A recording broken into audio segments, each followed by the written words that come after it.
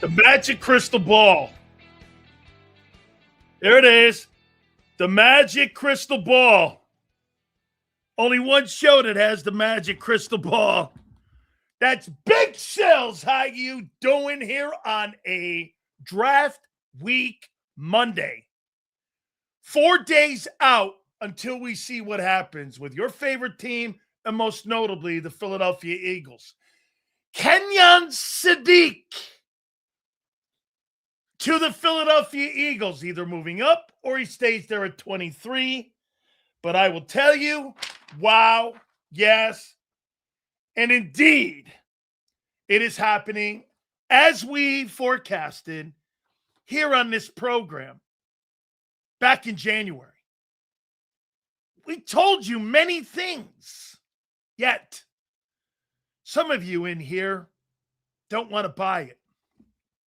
Now, oh, and by the way, no A.J. Brown for the remainder of the OTAs or any organized team activities. The last you've seen of A.J. Brown was on a football field against the San Francisco 49ers. He is finished. We will get to this in a minute, but obviously the news coming out today from Adam Schefter and other reports, Yahoo, a bunch of the rest of them. But if you've been listening to our show, we told you that it's going to be a 2 and a 3 for A.J. Brown. Now, there's a caveat that's been added to this since the weekend. It could be if he plays 75% of the plays in New England this coming 2026 season, that could move into a first-round pick. As of right now, it's a contingent 2 and 3. So that's a little movement towards the Eagle side if this deal does get consummated. By the way, I've already told you that this deal's done. This deal's done. It's been done for a while. The only part of this deal that can get hung up is if somebody parachutes in and wants to try to negotiate with the Eagles and give them a better offer. Other than somebody coming in, this deal's done, dude. He's out. This deal's gone. Now, that could still change if somebody comes in and offers. But here's the most important thing. The Philadelphia Eagles are not going to have A.J. Brown in 2026. That ship has sailed. Okay? That shit has sailed, and that ship has sailed. It is over. I know some of you have to get your feelings kind of back in tow here a little bit because you have been telling me that this was not happening. This has already happened. This deal's done. We told you this 4 or 5 months ago. This deal's done. Not that the deal was done because that happened last month. Okay? Actually, the majority of the work got done at the combines on what they were looking for. Okay? So, as now everyone's reporting, A.J. Brown, gone, June 1. Hit the like button. Super chats go to the top. Sills, this is my prediction. I think the Giants are going to get Styles and Downs or package both picks to get the offensive tackle from the University of Miami. We'll talk about that deal. They finally did something for Joe Burrow. Hit the like button. So let's get into, and I want to bring this up, by the way, and I'm going to make it, first we're going to start with A.J. Brown. So let me go to Adam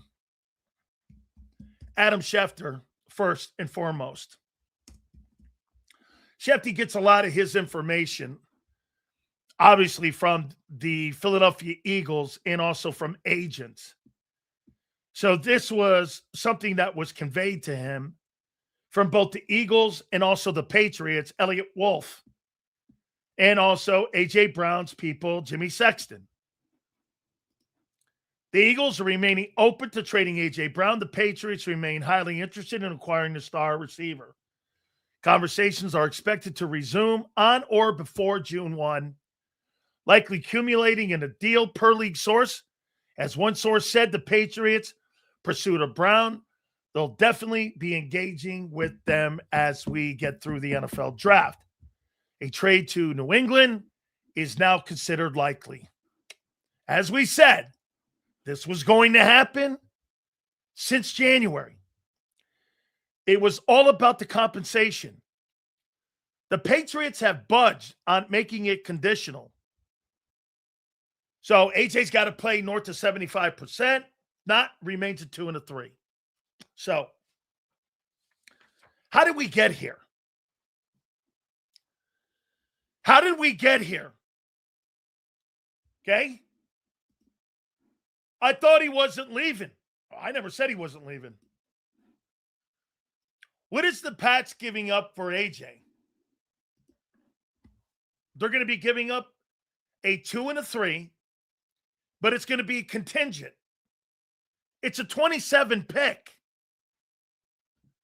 It's going to be the 2027 pick and the 2027. It's either going to be a 2 or a conditional 1. And it could be a significant one, especially if the Pats don't do well. Okay? The Pats are getting A.J. Brown. So hit the like button. So here, how did we get here? How did we get here? How did we get here with A.J. Brown? By the way, your football team is not going to be better without A.J. Brown on it. Based on what? Your quarterback's not good enough. Based on what? Okay? So, A.J. hates either the quarterback or the head coach. Pick one. Why does he want out? The coach or the quarterback?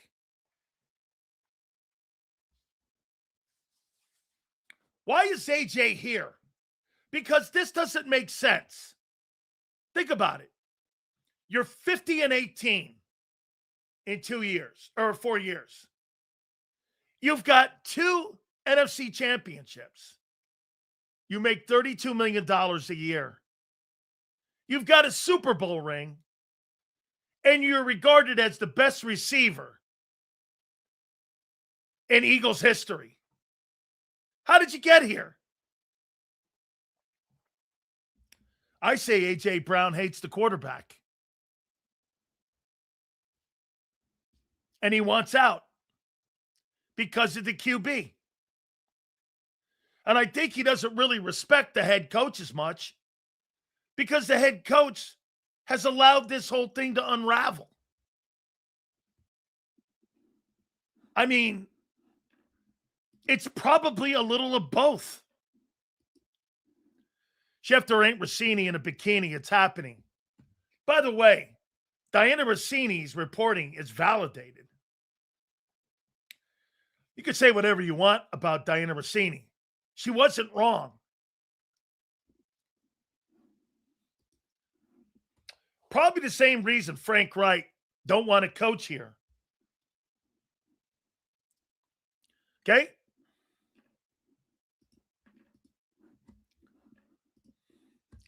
AJ's better than Waddle. AJ's a number 1 in the bank. If not, he stays. Don't listen to Doomer Dan. He's gone, dude. Get this. Now, everyone in the league is saying it. You're the only one. Don't worry. Don't worry, as I told you. It's happening, my friend. Sills, AJ isn't a team guy. He's a me guy. Championships aren't his reason to play, but we're absolutely a worse team without him. Correct. Can't wait to watch Drake May air it out with A.J. Brown. Man, is that going to look good? That's a pretty good looking wide receiving core now up in New England. Now I get to hear a bunch of guys who couldn't pass ninth grade English scream for tampering charges all June. Hey, by the way, too, Rasputin, how about everyone now all of a sudden going, oh, yeah, we all knew that Brown was gone. Like 70% of the people in here still don't believe it. Did we forget last year when AJ deleted all the positive tweets about Hurts? Clearly he has a problem with Jalen. Absolutely. Your outside perception of AJ is incorrect. I don't have an outside perception. I have an inside perception. Hey, dude, when you talk to me about Philadelphia Eagle football, at least I've been in an NFL locker room. You sit in the stands and eat corny dogs. I don't give a shit who you are. I'm never an outsider when it comes to football. You are. And I don't care what city that is. Eating corny dogs, drinking beers. Talk to me about what goes on. Yeah, only weirdos don't believe it. I thought we would trade Brown midway through the season. Those are less people, my friend. Hey, get this. At least I'm not under Howie's desk with a sippy cup. I knew AJ wanted out the day I saw him reading a book on the sideline. Hey, you doing? Oh, man. Sills, what do you think about Hurts working? Oh, no. Scott Leffler, I'm going to get to that in a minute. I'm going to get to that one, too. We got some golden nuggets today, baby, and I'm not at McDonald's. Holy shit, we got some golden nuggets today. All the shit we've been saying about your boy and the team is true. It's true. You're welcome. Joe Krause even texted me or DM'd me today. He goes, shit, Sills. You had this weeks and months ago on both counts. Yeah. We've been talking about A.J. Brown being traded for a damn year now. Yeah, but I told you it was happening in New England for what?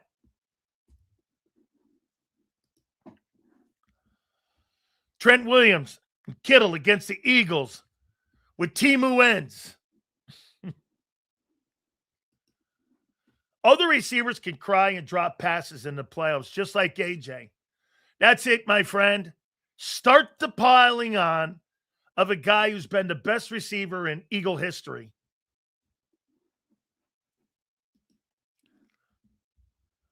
People aren't going to be trashing May when AJ breaks 1,400 yards and May comes close to 5K. Woo! Let's see who their wide receiving core is going to be. Let's see if it'll be better than the Eagles' wide receiving core. Let's take a look at what they'll have. Does A.J. Brown make the Patriots' wide receiving core better? Let's see. Then Hollywood Brown. Dontavian Wicks. Who's that other Steph? Elijah Moore. Who's the other one? Oh, Devontae Smith. Let me see here. Let's see where we got here with the Patriots. Depth chart. Here we go. Romeo Doubs and A.J. Brown. Whew. Yeah. With a quarterback that threw for 4,200 yards last year. Yeah. That's a better receiving core.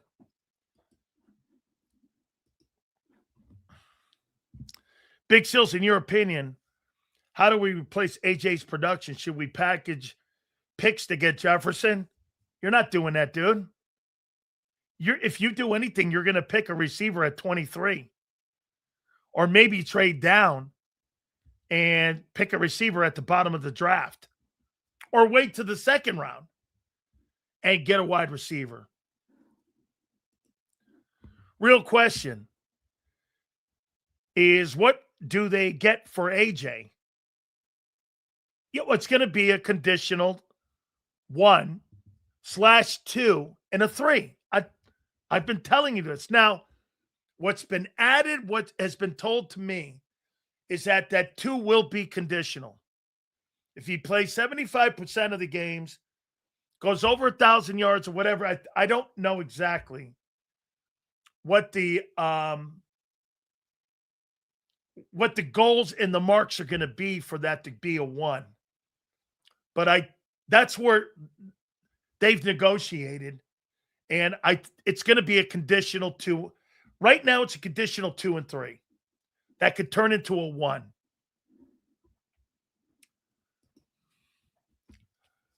I'm nervous. We're going to be middle of the road team. 8-9 win. Purgatory. Hope I'm wrong. By the way, Angelo Cataldi at 3:30. Gary Cobb at 4:30. Big Z at the top of the 5 o'clock hour. How you doing? A.J. Brown either hates Hurts or the head coach. Let's start with the head coach. The head coach has allowed this offense, and he took the ball out of the hands of A.J. Brown after the first 2 years once they got once they got Barkley. See this here? AJ hates winning. What these people like M. Reyes will never get, players can't control winning. A collection of a team has bearing on winning, not one player. Myles Garrett can do nothing for the Cleveland Browns. Nothing. 0. He's a Hall of Fame player. Nothing. Players can't control winning. They can control what they make and their production. That's all we have control of. You, on the other hand, think that players are playing for Super Bowls. They're playing for contracts. They're not playing for Super Bowls. If you are fortunate to be on a good football team and win one, fabulous. But at the end of the day, you have no control of that. Hold on. That has no bearing on why they are getting ready to move on from Jalen Hurts. None. Just like the Super Bowl MVP for the Seattle Seahawks, Kenneth Walker. They didn't care. So let's say Sadiq is the guy. How much you have to trade for 19 picks? That's where he's projected to go. Well, 23, 24, 23, 22, 21. 5 to get up. You probably have to give a 3 up to get up there, I would think. And your pick to swap out at 19. I think that's Carolina. Correct me if I'm wrong, Kyle. I think that's Carolina at 19. I never thought that AJ was selfish. You don't train to become an all-pro caliber receiver to not get the ball thrown. A better quarterback would have kept AJ happy and still wanting to play in Philly. Amen.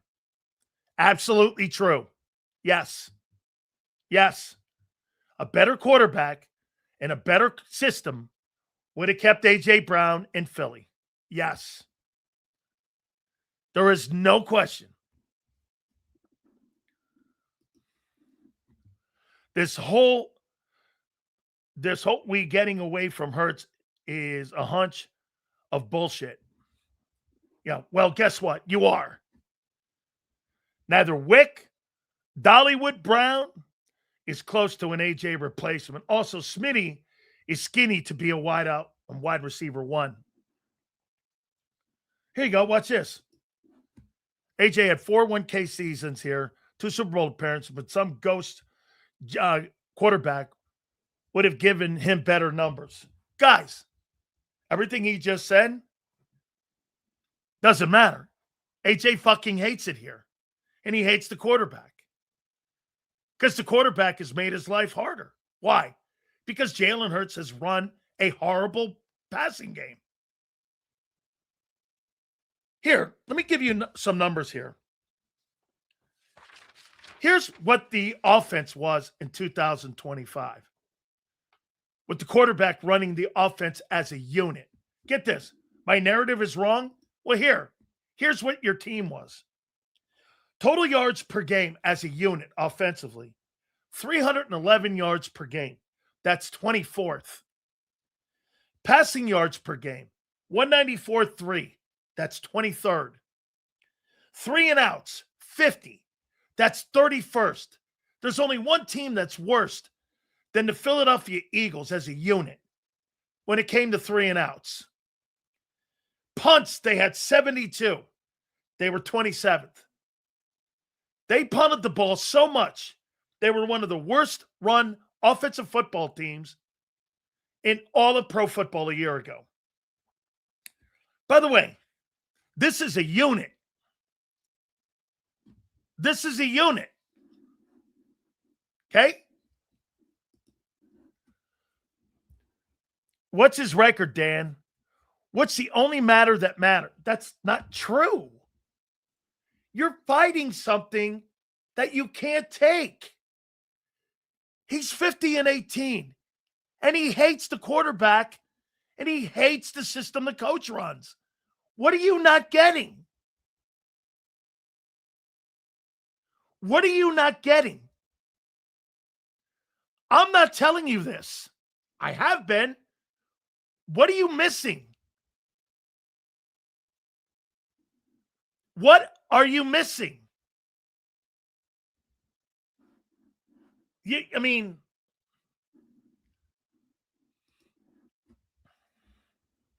Sills, it's fair to say AJ wants out because Nick and Hurts has cost him a lot of money, like production incentives.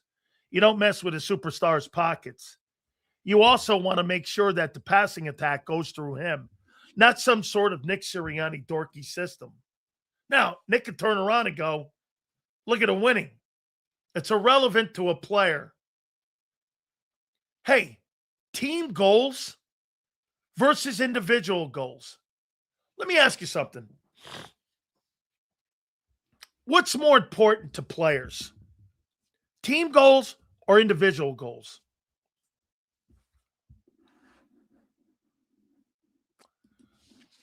Here.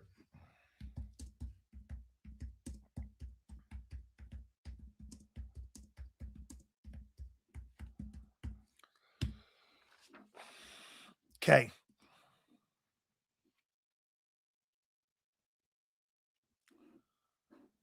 What do you think is more important? It's not. I have no control of winning. True leaders know it's team goals over individual goals. That's so fucking hairy high school. Holy shit. Then why have agents? Why have agents cutting deals? Then why didn't Jalen Phillips take the 27-5 and stay in Philly? How dumb can you be? If that was the case, Jalen Phillips would have taken the $25 million and the 3-year contract that the Eagles offered him, and he would have stayed if winning mattered. Instead, he's in Carolina 4 years at 30 PPY. What are you, crazy? Per Adam Schefter, both sides expect that eventually they'll be able to work out an agreement. My guess is it's involving a future first-round pick. I don't know if it'll be for 27 or 28. I'm hearing it's going to be for 27. It's conditional. Okay? Shields, when you played at Miami, you played for the team, not the stats. I played and I chose Miami because I knew I'd win. because of the people that were down there and because of the coaches that were there. But when I was in games, I wanted to outplay Jerome, and I did. That was my goal. The only way I was going to be noticed if I outplayed Jerome Brown, and I did. His last year, I outplayed him by a ton. And that was my goal. I figured if I can outplay him, I'm going to go to the NFL. And if I can outplay Jerome, and I could be better than him, then I'm going to be somebody people are going to look at. Okay? But I knew our teams were good. I went to Miami for a reason. I went to Miami because they were on TV, and I knew I was going to play with great people. That's a great outlet right here, and that's a great outlook. Thank you, AJ, for the Super Bowl and the Super Bowl memories. I wanted to be the best on every team I played for, too. There's nothing wrong with wanting to stand out in a crowd. Okay? Giants getting love at Sadiq. Eagles will be doomed. Dude, yeah, when I played at UM, I wanted to play, and I wanted to play better than Jerome. That's right. These two guys are some of the best competitors I ever played with. And by the way, Michael Irvin is one of my best friends. And Michael Irvin, same thing. Individual goals get you paid. By the way, just to make sure you guys know what I'm saying here, let me show you something. Okay. So I'm going to leave it right here. Hold on. So let me see if I got this. Okay, I do. So here. Let me see here. Take a look at Big Cells. Big Cells, more tackles than Jerome. That was my objective. I had 84 tackles. If you count the bowl game, I had 96. I led the team in tackles for loss, right there at the top. I was third in sacks. I led our team in fumble recoveries. I was fourth on our team's tackling. At the end of the year with the bowl game, I had 96 tackles in 1 year. That's more than Jalen Carter and Jordan Davis had combined in their careers at Georgia. And I did that in 1 year. Okay?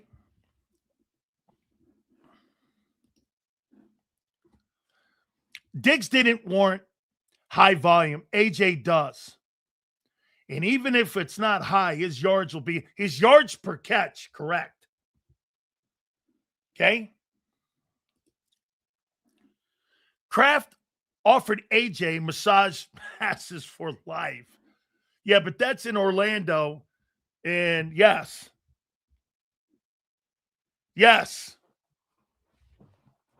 Man, AJ Brown can't stand a quarterback. I wonder why.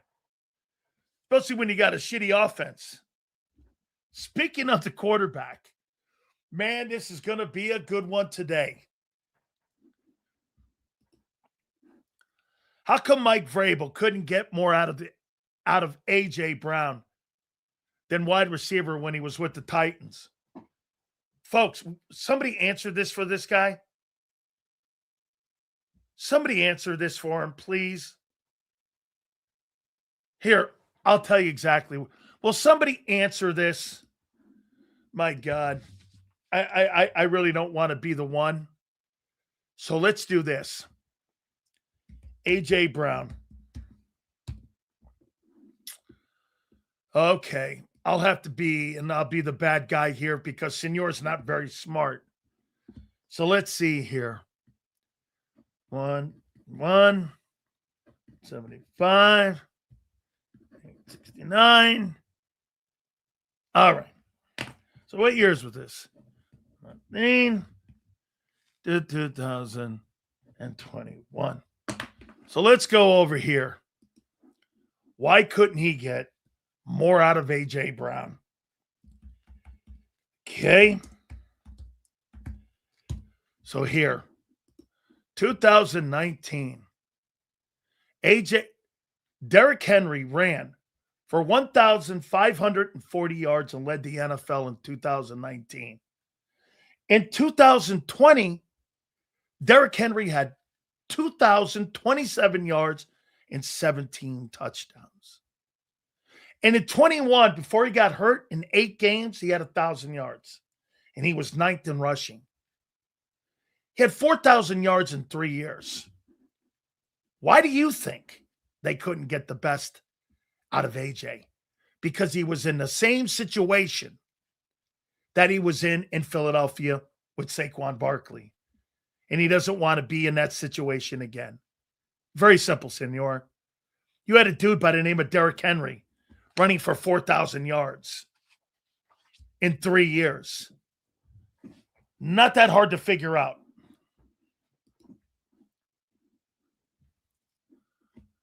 Vrabel had Tannehill and Derrick Henry, just like he had Hurts, like he had Barkley and Philly. Exactly. So wait a minute. Let's see if he actually got it. So AJ wants to go back to the coaches that put him in that situation. Last I checked, there's no Derrick Henry in New England. What are you talking about? The back they have up there is a pretty good one. But he's more of a dual threat, kind of a Bijan Robinson guy. Here. Senor, do you even know what you're fucking talking about? So you think that Stevenson is Derrick Henry? This guy last year had 600 yards rushing. He had 600. No, that was in the. Let me go over here to the regular season. Hold on.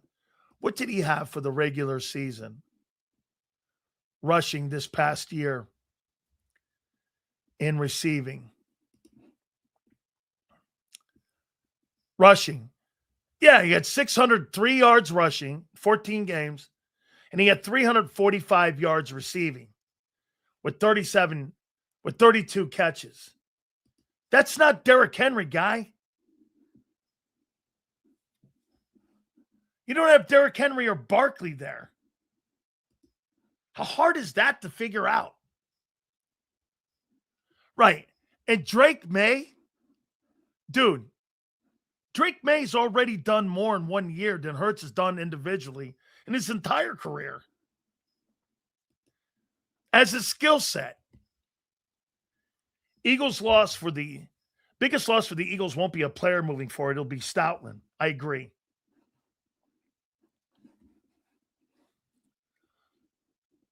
Let's see here.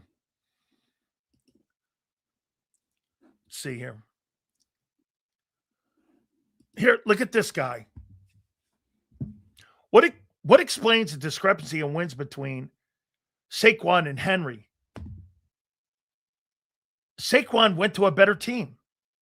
Why couldn't Henry run the Ravens or Titans to a bowl? And Saquon could. He's on a better team. With a better defense. Is that hard to figure out? Individual players don't win Super Bowls. Are you under the impression individual players win Super Bowls?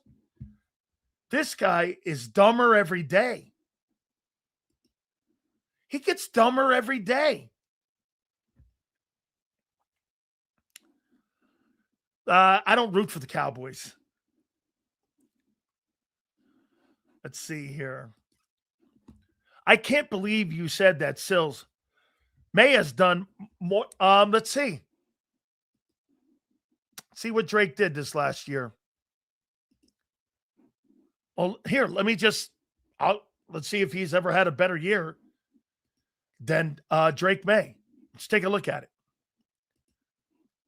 Let's see here. Drake May, 4,394 yards passing and 31 touchdowns and 8 picks. He's not done anything in his career to date that resembles anything from a skill set that Drake May's done already in just 2 years or 3 years playing. That's a fact. By the way, guys, who do you think that new coaching staff would rather coach? Drake May or Jalen Hurts? Curious.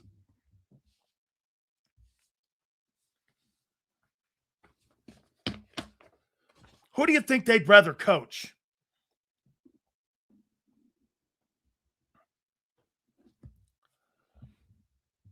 Who do you think? Seals, how much can we rip CJ Stroud when his O-line was ranked the worst in the NFL? As Caserio drafted O-line, and name me a guy that's panned out. They were the 32nd worst offensive line. He still can't throw ducks in playoffs. So here, May shit the bed against a good defense in the Super Bowl. Okay, so let me show you something here to this guy. So, hey, who exactly did the Patriots? Let's see.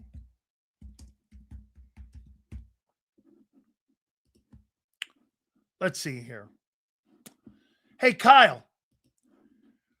Do me a favor, Kyle. They played against the Broncos in the AFC Championship game. They played against the Texans in the divisional round. And they played against the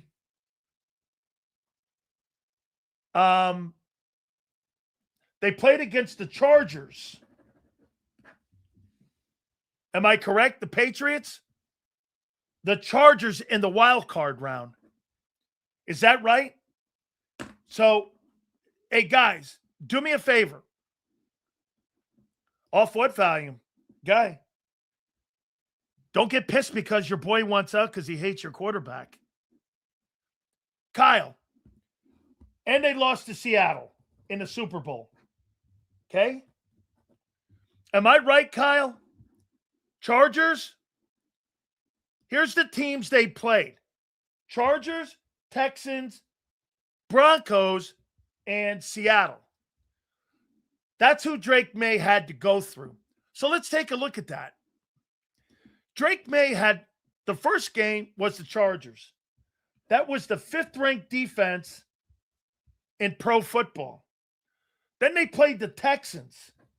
That was the 1st-ranked defense in pro football. Then they played the Broncos, which was the 2nd-ranked defense in pro football. Then they played against the Seahawks, who were the 6th-best defense in pro football. So for Drake May to get to the Super Bowl, he had to go through the 5th-best defense with the Chargers, the 1st-best defense with the Texans, and the 2nd-best defense with the Broncos. And the Eagles got stuffed by a bunch of backups with the 49ers. Is that right?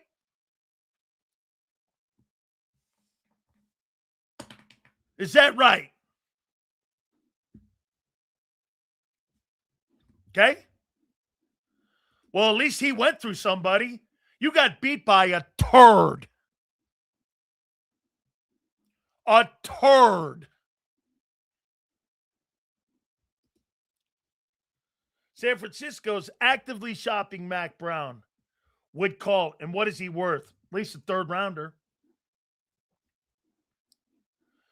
And you lost to the shitty Giants. That was one of the hardest routes to a Super Bowl. That's a gauntlet. Sills, they want May because the team is built for May's skill set. That's more of an indictment on the organization than it is on Jalen. That's why, Bob, I wouldn't change. I would not change. I just wouldn't. I wouldn't change. I would run that thing right through, man. About what? Yeah, hardest route? Going through the 5th.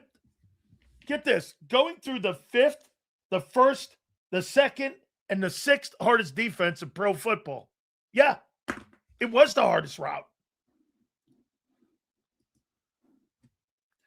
So as we talked Islanders the other day, winning 4 cups in a row in 83. They actually went to 5 in a row. That's right. That's right. They went to 5. Tremendous run. By the way, that Flyers and Penguins series is going to be a tough one. Sills, if the first round pick for AJ turns out to be conditional, what do you think AJ would have to produce to get us there? 1,000 yards, not 10 TDs. 1,000 yards and probably 75% of the plays.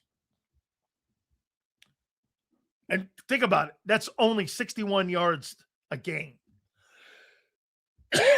Okay? That's only 61 yards a game. Let's see. Khalid, I think I got yours. Sills, you still have us winning another Super Bowl in 3 years? This is changing it. I thought they were going to hold suit. I don't know now. I don't know. I don't. Get this. Sills wants to crack May. Hey, Bruce, so does the Eagles. Still can be run, do better than they did last year. Yeah, we'll see. We'll see. So let's say 10 years passed. Would you say AJ wanted out? Is the organization at fault or the quarterback? I think the organization, having built the team the way they did, it's not conducive to today's NFL passing.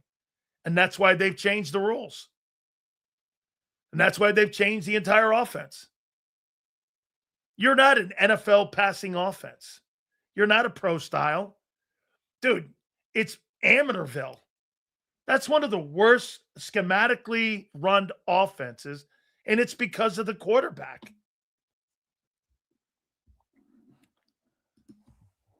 A little bit. AJ gone? You ain't better. My 7 wins look awful good now. How you doing?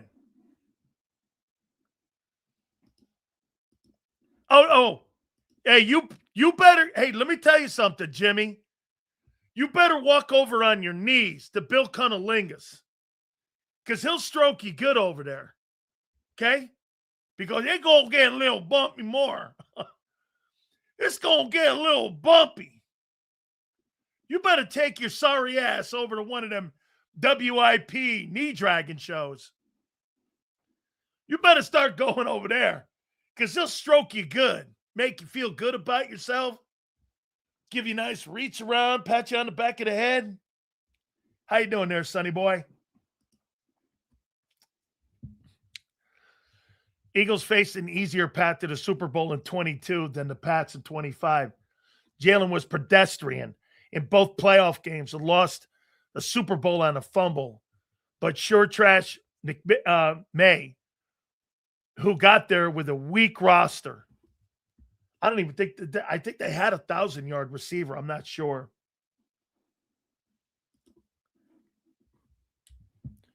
It's not the same window, that's for certain. How can they still be successful? This guy Sadiq pans out if you're able to get him. And he turns out to be the next big tight end and pass-catching tight end.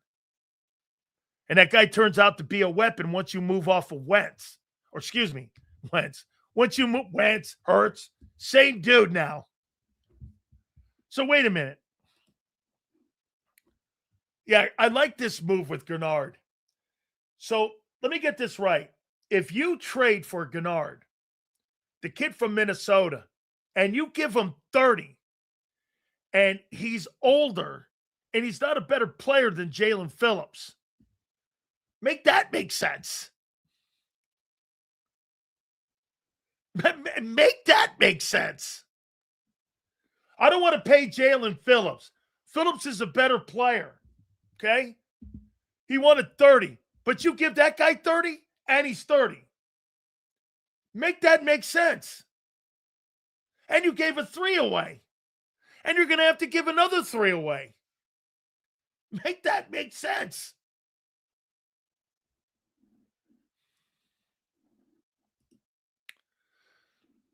I like a little positive sometimes, always the press con. Dude, I didn't do this. I'm not the one where AJ's being dealt. I'm not the one posting bullshit like Hurts did. I don't know what you're talking about. You want some positive? What have you done this offseason to get better? Let me guess. Reek Woolen, who you're going to replace anyway.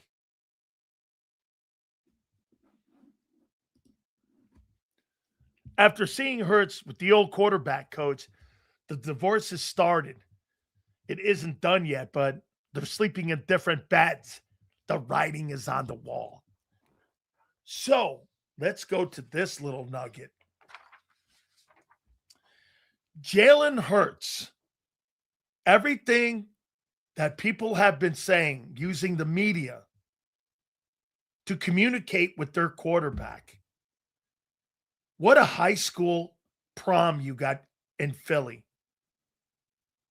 You got Howie Roseman teed up to answer questions on those articles, and he refused to endorse his quarterback.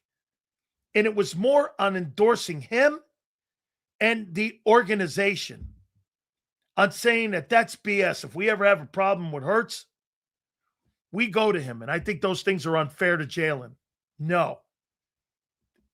He told you it was unfair to him that they don't talk to players. So what does Jalen Hurts do? He gets Scott Loeffler, and he's working out with him. The guy Nick fired. That's totally a slap in the face to Nick. Hey, Nick, I've been working with this coach who coached me hard. That one video clip where him and Scott Loeffler were going back and forth a little bit, I do think now Hurts digs that shit.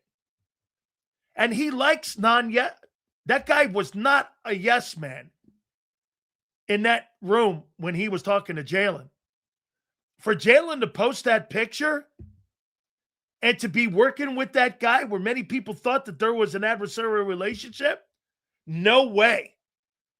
Jalen took a shit back right on the organization and the coaching staff. You want to bring this new kid in, Parks Frazier, who doesn't know dick and basically needs a bib because he's such a fresh and newbie coach? Hurts said this, yeah, I'll go with the old guy who coached Brady, and I'll work out with him. Dude, that's totally a shot at Nick and the organization. I think, you know what? I'm going to say this to you. I think you're going towards this route here. I'll tell you, I think you're going towards this route. Okay? Get this. Once again, you want to know how dumb this guy is. Hurts can't even meet with the new guy without and workouts. Numbnuts. He could have picked any guy on the planet, Jalen Hurts. Any guy on the planet. He could have went to California and worked out with Tom House like he did 3 years ago. What does he do? He picks a coach they just fired 2 months ago. You want to know numbnuts? He could have picked any coach. He could have went back to Alabama, and he could have went there and worked out with a guy. He could have went with Bill O'Brien and worked out with Bill O'Brien. Instead, he picks a guy they fired 8 weeks ago. Talk about dumb. Holy shit. Jason, that guy could have picked anybody he wanted to. Anybody he wanted to. He could have went, get this, he could have went and worked out with Lincoln Riley at USC because that coach did a pretty decent job when he was at Oklahoma. Nope. What does he do? That's right. It was intentional. And it was obvious. But not to knee draggers like M. Reyes. He can't even meet. He could have picked 1,000 coaches. 1,000. He picked that guy they just fired. Yeah, okay. What a dumbass. Head in the sand. Hurts does his talking by what he does, not by what he says. I see how Hurts communicates now. Yeah, that's totally a shot back at the organization for all the changes that they've made. He's sick of it. I actually don't blame him. I'm going to make a prediction. If this thing goes south, which I think it is in 26, Jalen Hurts is going to demand to be traded. And he's going to want out before they move off of him. And he's going to want out of here. Especially if this new offensive coordinator doesn't pan out. And you know what he's going to do? He's going to go to a place like DeMeco Ryans in Houston, where they'll keep his ass there. DeMeco's a great coach. I've been saying this since you hired these nobody coaches. They are moving away from Jalen Hurts. They are moving completely away from him. You could see the writing on the wall. Some of you can't see it because you don't want to see it. Because you don't, and you think without a doubt that these guys here, again, are like, well, it's not the quarterback. Yes, it is the quarterback. I don't know how you don't see this.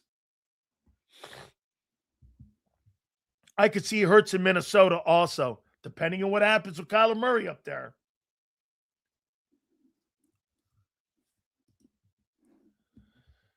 He'll get finished off in 5 games behind that Houston O-line. Get this. So no, Parks Frazier cannot work with Hurts in an official capacity prior to today and avoid the image of conflict of interest or ruling breaking. Hurts chose a familiar quarterback coach that the Eagles just fired. If Hurts likes him that much to work with him, why didn't you keep him? Get this, guys. As a matter of fact, M. Reyes and his dumbness, if the quarterback loves the guy so much that he would work out with him, why didn't he keep him? Why didn't Nick keep him? Hurts chose a familiar quarterback coach? So a guy you just fucking fired. Bro, are you dumb? Your day is done. I can't get any dumber. The more I go to him, the more he derails the context of what he did. You can't be any dumber, guy. They did not keep them because the Eagle organization does not care about the players like or do not like. So if I'm trying to get a coach better and I'm trying to get a player better, I'm going to fire that guy who's 50-18 in 4 years for a guy in Sean Mannion who hasn't done dick yet. Really?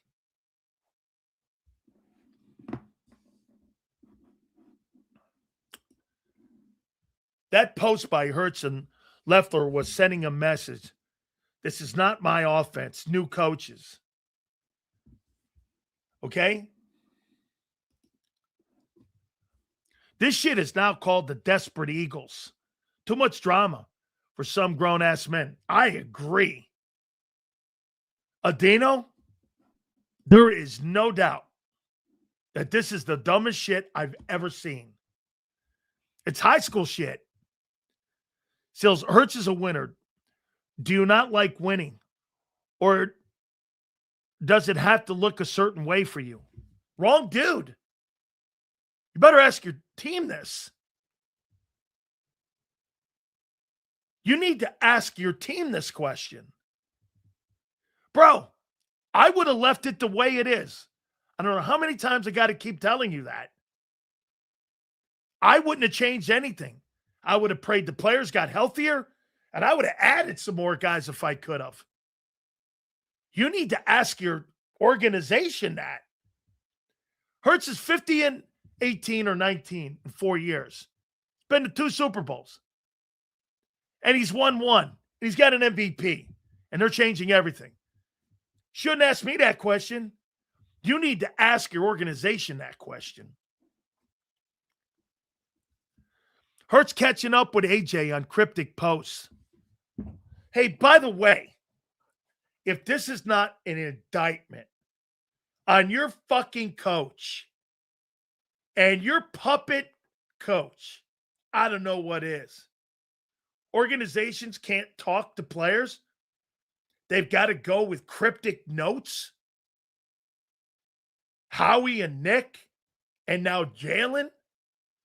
What kind of bullshit is that? I am so happy I never played for asshole coaches like that. If my coach had a problem, I posted a video of Butch Davis getting in my ass. I picked up this sled and I tipped the sled over. And Butch goes, God dang it, Danny, that's not what the drill set up to do. And I posted it because those were the kind of coaches we had. Guys who looked you right in the face and told you, I want you to do it this way.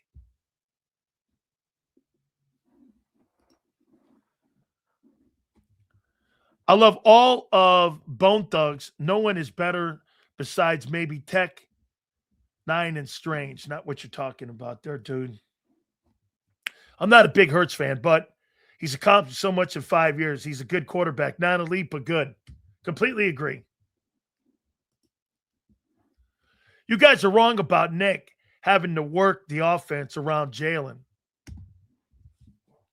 What do you mean, working the offense around Jalen? The last 2 years are indicative of it. Dude, last year alone, total yards, 24th. Yards per game, 23rd. 3 and outs, 50. 31st. You were the worst 3 and out team in pro football. Excuse me, the second worst team in pro football. And you punted the ball 72 times for 27th. Dude, the name of your offense a year ago should have been 3 and out.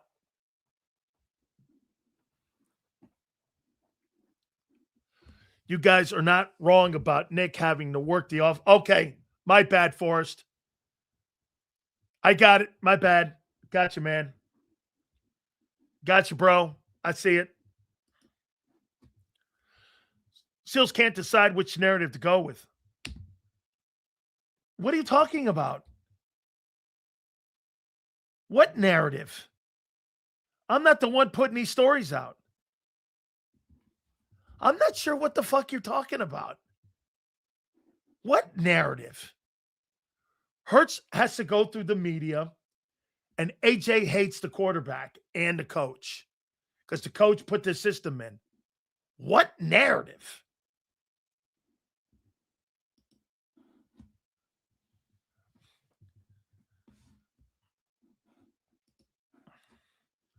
I think Hurts remembers how uncomfortable he was in Kellen's offense, and he sees the writing on the wall that this offense will be the same. He's gone by 27. All organizations have been through things, Sills. You know that. Miami had a lot going on when you played. So now we do what it happens. We will figure it out. I think Howie will figure it out. It just may take another year. But yeah, I think he figures it out. Yes. Thanks for the super, brother. Welcome to Philly fandom, meltdown of the offseason. But dude, you're the ones that are now being surprised by all this. This is why I don't get surprised by shit like this. I saw this coming. I've been telling you about it. You've been fighting me like you did when you were 10-1. And M. Reyes was telling you you were a spectacular team in 23 when you were 10-1. Seals, Howie didn't back Hurts because they are drafting a developmental quarterback. Cole Payton out of North Dakota State. Yeah, I think they're going to probably try to stay away from North Dakota State. AJ is a selfish player, Seals. He didn't want Smitty to eat. Dude, I don't think he has a bad relationship with Smitty at all. I think he actually likes that. Okay? Sills, it comes to the point where Jalen himself wants out, and that's exactly what the organization wants. I'm starting to believe it. Every single thing they have done this offseason is to hurt Hurts. And if you get rid of AJ, that's the final straw. You got rid of Stoutland. You got rid of Leffler, who he liked.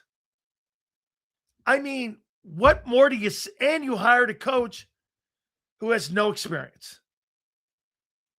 I don't get where you're going. How you see they're helping him. Based on what?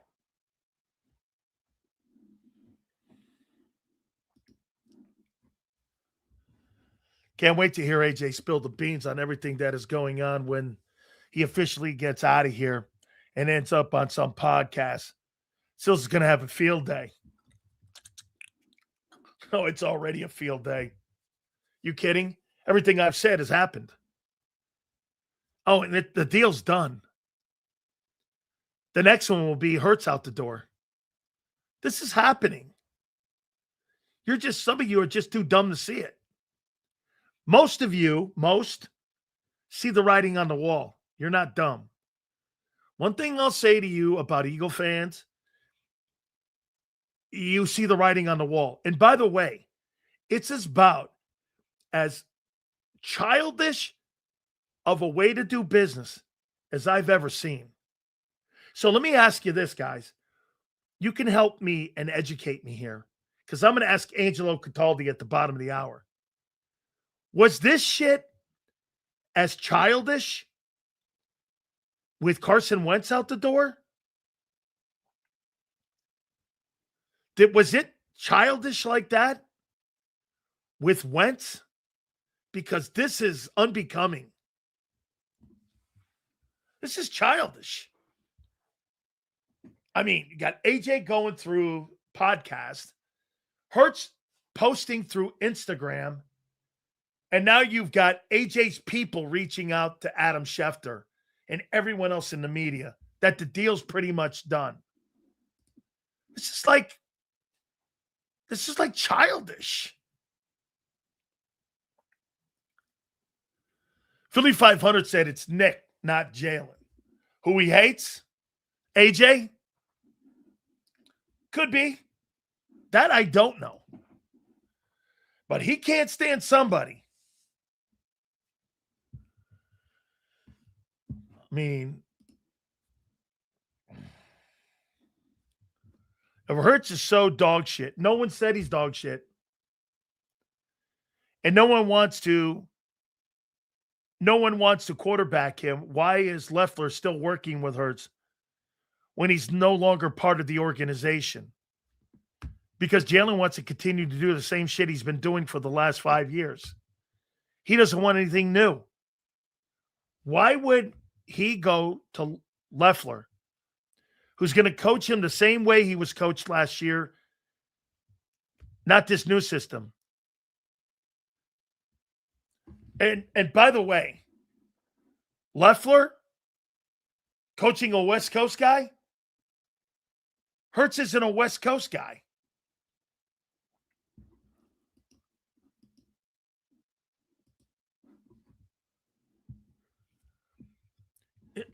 Dude, get this, because he can't officially work with his new coach until today. Guys, let me show you how fucking dumb that guy is again. If your boss fired an employee and you decided to still work with him, and you're working with that guy, how do you think your boss is going to feel knowing you fired a guy and you could have had any coach on the planet, but the guy you just fired 8 weeks ago? They just fired him. Have you ever seen anything in your life like that from any quarterback in NFL history, that an offensive quarterback or OC worked with a quarterback that was fired 8 weeks, and the day of OTAs, he posts that? Bro, you'll believe anything. Why isn't Nick calling Jalen into his office? Why does this seem like a free-for-all with no disciplinary action? This is a problem at all ranks. Folks, Jalen Hurts could have worked with any coach on the planet. You don't think Clutch Sports would have gotten him a quarterback coach? Anybody? Lincoln Riley? Maybe like Bill O'Brien? Anybody that worked with him in the past? Tom House he worked with. Brady's guy. Man. Because he can't work with the coach. What does that have to do with the guy he's posting pictures with?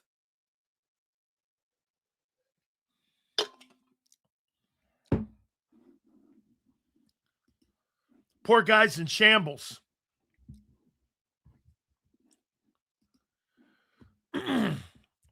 Poor guy's in shambles. Imagine working your whole life to become a football player and not satisfied you didn't hit an arbitrary number. I got news for you, AJ. Nothing will satisfy you. Correct.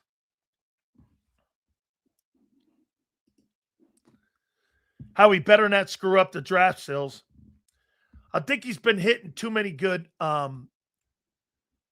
fastballs the last couple of years. Hurts better fall in line and embrace the changes, or so help me God. Tom House is one of the most renowned quarterback coaches. Hurts knew that what he was doing with the Jalenites. You know what's funny too, Trev? I was the first to report that he was working in Los Angeles because Timo Solani had a restaurant. Tom House, Jalen Hurts, they all went to dinner. Everybody in Philadelphia was like, how's this guy know? Because we know Timo Solani. We've been to that restaurant. And Timo Solani goes, hey, Hurts and Tom House are in there. I'm like, oh, okay. Angelo's going to join us at the bottom of the hour. A Hall of Fame bust is the goal after you're paid in a ring. Rasputin. I heard Zander say something interesting today. And I completely agree.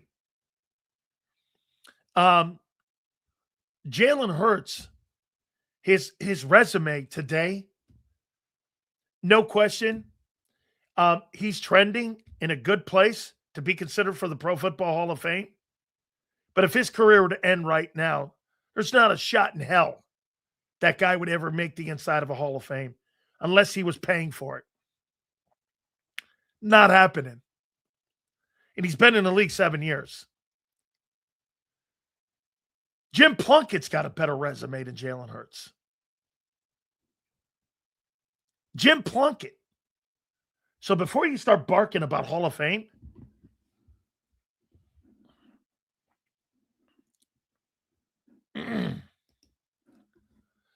how he's getting too big-headed, Sills. I think the organization is getting a little bit ahead of themselves.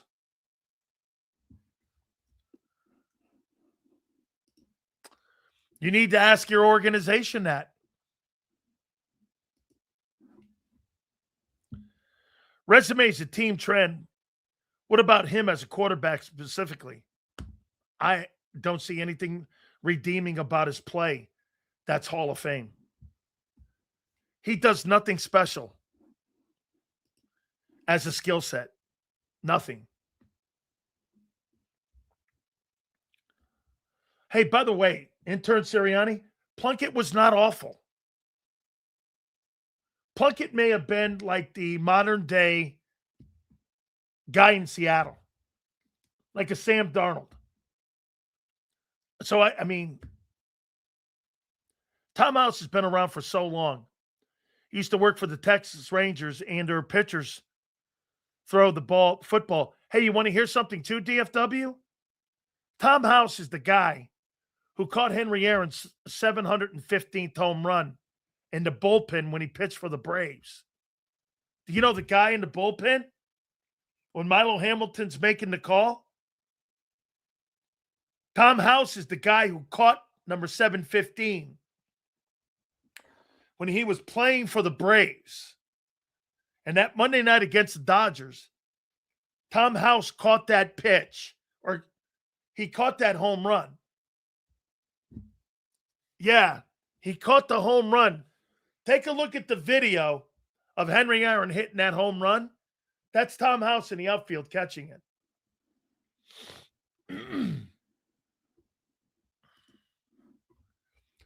Howie, the common denominator in all our success.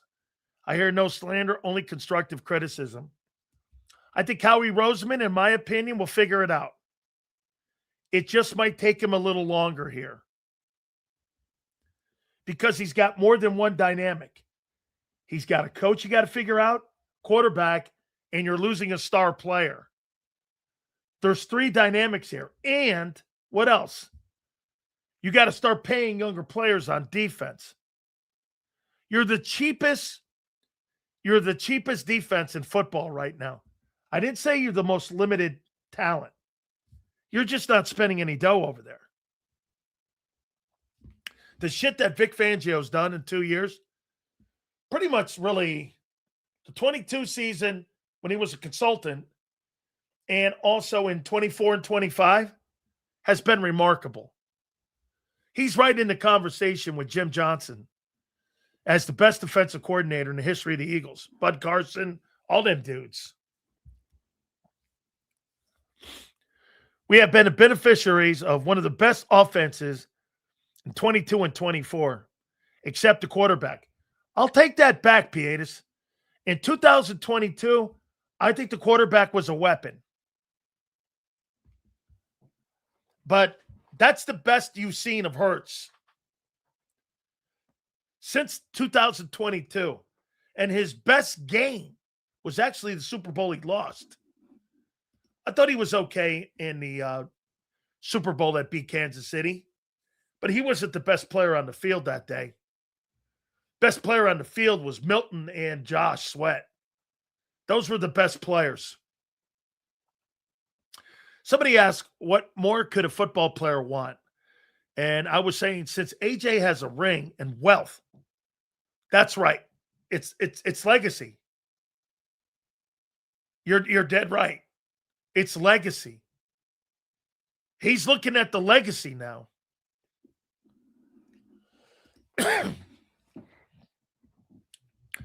22, 23, 18 passing touchdowns in a passing league, with the offensive resume means if you don't run, he's useless. Correct.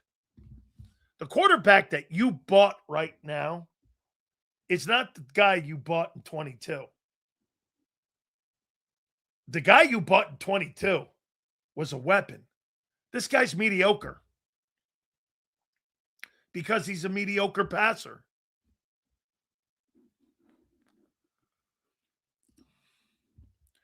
Seals, how would you deal with a player like that in the locker room then? Is it fair to let AJ leave then? Abe, here's how you deal with him. You coddle him more. Okay? You traded for him. You knew who he was. His pre-draft profile has not changed. So when you trade for him, don't have buyer's remorse after the fact when you find out all that shit about him was true. And remember, Abe, I'm going to pull a Jimmy Johnson on you. Is he productive? Yes. Is he very productive? Yes. Is he a phenomenal decoy for the run game? Yes. Is there any coincidence that he's played in some of the greatest run offenses in pro football history over the recent time with Henry and Barkley? No. Okay? Get this. This isn't grabbing players by their face mask anymore and kicking their ass. You can't grab a dude by his face mask and say, get your shit in there and get going. This isn't college football where you can bench people. Put the next guy in. You got 53 dudes. When you pay them, you play them. You don't bench A.J. Brown for Elijah Moore. What are you, crazy? Follow the money. The problem, what happens with many fans, is that you guys don't ever tie the money in. And the limited rosters of 53. When you're in college, you got an 85 scholarship roster. You got first rounders everywhere. When you're in the pros, you don't. And then you decide to pay them guys, that's on you. You got to pay them. And you got to play them. Because your job's on the line. You give a guy $30 million and you're going to bench him? Go try to pass that by the owner. By the way, in the NBA, you don't have to coddle anybody. Those contracts are guaranteed. I'm making $50 million. I don't give a shit if you like me if I'm Joel Embiid. You owe me max money, dog. Whether it's here or Toronto. I don't give a shit where you send me. I got guaranteed money coming my way. Seals, before my old man died in 2004, the whole Flyers team gave a signed hockey stick. They went to the conference finals that year. That's pretty dope, dude. Yeah, man. Hey, you see Rob Brindamore? That Carolina Hurricane team? Every time I think of Rob Brindamore, I think of the Flyers. He's doing a whale of a job with that Carolina Hurricane team. Rob Brindamore, man, one of the great Flyers of all time. I love to see him winning. Funny how AJ went silent once it came out the Patriots and Eagles have a deal after June 1st. That tells you those rumors were true. But how quiet he got about wanting out. Yeah, because they told him, hey, listen, you want this thing to happen? We'll help you make it happen. We're going to move you. Just keep your face shut. He's been a church mouse. A.J. Brown's been a church mouse. Since when has that ever happened? Last year it was, anybody in Philly see a quarterback and a good one? I need one. Anybody in Philly see a good quarterback? I need to have someone throw me footballs. Shit, I thought you had a guy in Philly. The MVP, what happened to him? What happened to him? Okay? Okay?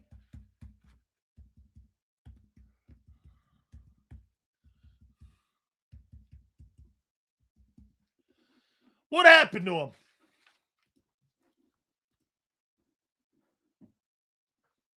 What happened? This A.J. Brown going out like a coward anyway, Sills. Who's been more disruptive to your team? This is a great take. I'm going to ask Angelo this question. Who's been more destructive, you think, to a Super Bowl window? A.J. Brown or Terrell Owens?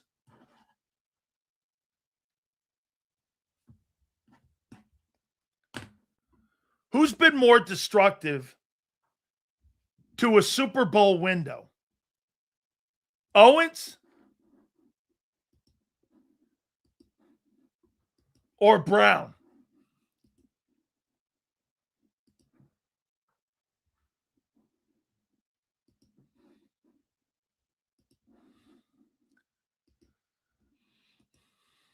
Woo! Look at AJ.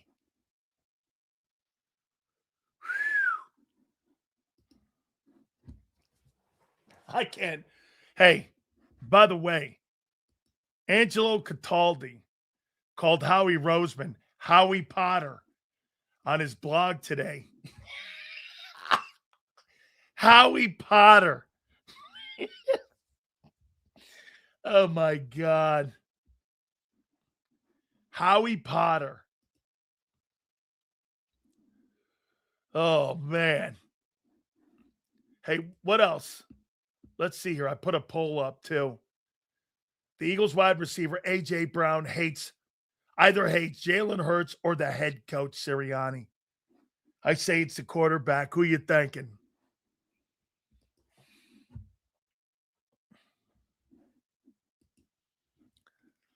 Howie Potter.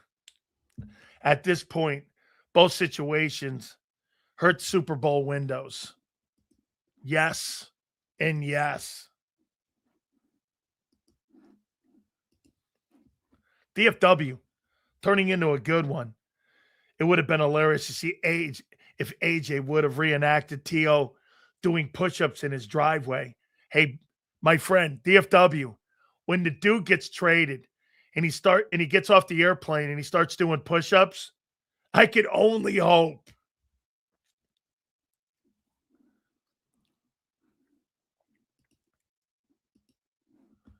So the Patriots are going from the Boston Strangler to the Boston Book of the Month Club. T.O. is more heartbreaking, though. Well, he's the most talented wide receiver you've ever had. I mean, he's by far more talented than A.J. A.J. has had more impact because we're in his window. That window's just about closed. He's going to be doing push-ups. Oh, Jesus.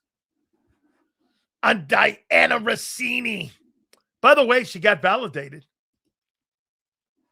and basically vindicated. Her story's not wrong. You guys were more in with the love affair and all that BS. Man, I'll tell you what, the content in Philadelphia, if you turn on, I'm going to start calling it Wimp Radio. And if I'm tuning on Wimp Radio, the legendary home of Angelo Cataldi, you'd never know it. But on one hand, you got a head football coach who can't control his own environment. You got a guy sending out tea leaves with a former coach that just got fired 8 weeks ago. And then you have now A.J. Brown officially going through the media, I guess, and Jimmy Sexton, that this deal is already done. I told you this in January. It's conditional 2 that could become a 1. All right. So we're gonna start this out here. Dude, you got to go over to angelocataldi.com. Okay. Howie Potter is absolutely one of the best headlines I've ever seen. And without further ado, draft week, 4 days away. We bring you in, the legendary man, our friend Angelo Cataldi. He joins us right now. So with the headline, Howie Potter. Why are we here with Howie Potter as he preps for the upcoming draft? He's got to be a magician again. He's got to turn a terrible offseason into a good enough offseason that the Eagles can contend for a championship again. I'm going to tell you what. Yeah, as I was writing that, the AJ Brown thing looks like it's going to happen now, and it almost doesn't matter anymore, Dan. If that happens, who is Jalen Hurts throwing it to? Devontae Smith is a great number 2. He's not number 1. He's too small. He's not. If you start targeting him more, you're asking for physical problems. That's not good. The guys they brought in, Hollywood Brown. Who are these guys? They're nobody. They're a dime a dozen. They're Dotson from last year. It's damn. They don't understand. You nailed it when you said they've got a head coach who does one thing well. Most people say culture. He can take that locker room, all those disparate personalities, and just make a beautiful Italian wedding soup. You know, he could just get the little meatballs in there and the pastine and the escarole, and then he swirls it all together. Little cheese. Comes out, yeah, a little Parmesan. And then you sit down for a feast. This is like what problem. The best offensive weapon he has, other than his quarterback, maybe Barkley too. It's all he's letting him go because he can't control him, because he can't deal with him. Then why is Sirianni there? Could someone, is he an offensive genius? No. Defense? Hell no. Special teams? No. Great on the sideline? Terrible on the sideline. Looks like a jackass. News conferences? Brutal. The one thing you could do is culture. And now we're getting rid of one of the best weapons Eagles have ever had at wide receiver, because we're worried about what he's going to do in the clubhouse. Well, then you're screwed. And let me tell you something, Dan. If you're going to get a second or even a first-round pick next year, you're announcing to people, I don't think we got enough this year anyway. It just adds to an already awful offseason. I don't see what good is in this. Does anybody? No. They haven't gotten better. Actually, they're getting worse as we're watching the months tick away. We're 137 days till September 4th. That's the start of the NFL season. You're not putting a Rubik's Cube together back in 137 days when you've got people exiting like this. And let me go back. One thing with that press conference of 2 weeks ago, Angelo, here's the one thing that I didn't like from Howie Potter. I love that name, by the way. And there was his other puppet sitting next to him in Pinocchio Sirianni. For me, my problem was this. So when they were asked the question about, and he was teed up, Howie was teed up. You don't communicate with your player face to face. I'm paraphrasing here. You communicate through the media. That seems to be, he goes, I'm very disappointed, and it's unfair that people would think we don't talk to our players. Well, wait a minute. You didn't say the articles were wrong. I mean, you didn't fight the article and back your quarterback. So my question to you would be this, Angelo.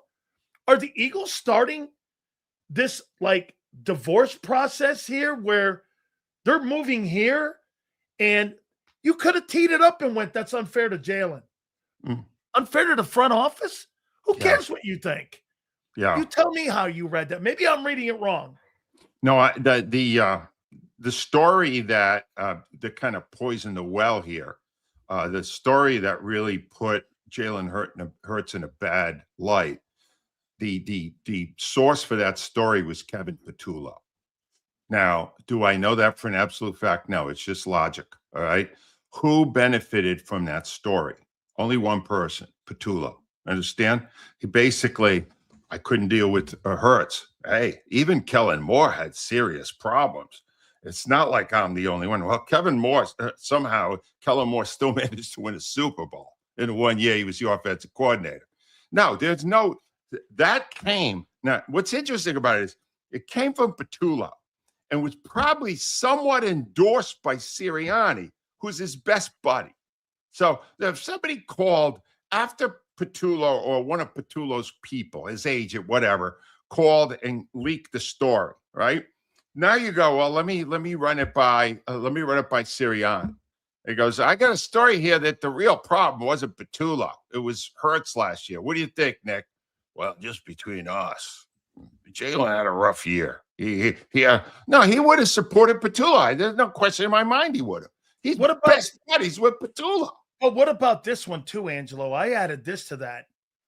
What about also the way that Stoutland was pushed out the door? Maybe he put a rubber stamp on that Petulo story too, because he could have went just like this and said, hey, listen, I mean, working with these guys here, it's not Petulo, it's Nick. No, I don't think so. I'm going to tell you why. Because you got to understand that during the season, Stoutland got demoted and lost the run game management. He lost that to Petulo and Sirianni, but really to Petulo, because Sirianni doesn't call plays. He lost it to Petulo. That was the day Stoutland said, I'm done here. You understand? This guy doesn't have a clue what the hell he's doing. And they're giving him more authority at my expense. And all I did was create the best offensive line in the history of the Philadelphia Eagles and one of the best in the NFL.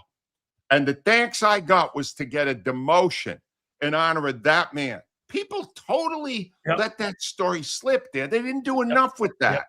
When you're Stoutland and you have this great body of work and somebody disrespects you, bleep them.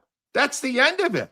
And that was where it ended. No, Stoutland's doing nothing to endorse this attempt to make Petulo into something he is not, which is an intelligent football mind. He's not. They're still trying. Do you believe after the fact they're still trying to create this bullshit? That Petulo knows what he's doing? Here's the problem. I watched every play of every game. I did one thing more than any other as a fan this year. Scream at the TV, why are you calling those plays? Why are you, right to the last play, 4 verts, straight down the field. Why are you calling that play? And they even took the final play and put it in Hurts's hands. They went, well, look closely. And Hurts comes over to the sideline and he says something to Petulo. Then Petulo announces what the play is, and I'm sure it's what Hurts told him. It's Hurts's fault. No, it's not. The offensive coordinator has authority over what to call. You understand? It's not. And that other jackass Sirianni standing there, then he kind of nods his head like a dog waiting for a treat.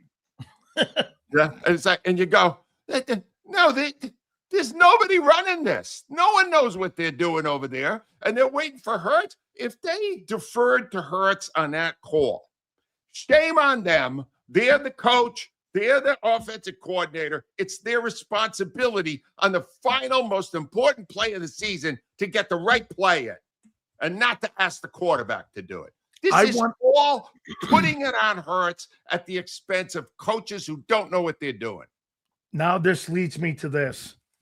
So on his Instagram account, Jalen Hurts posted a picture that he's working out with Scott Loeffler, who they just fired 8 weeks ago. Nick fired this guy 8 weeks ago. You tell me if I'm reading the tea leaves wrong on this. That to me is a shot back at the organization saying this. I like this guy.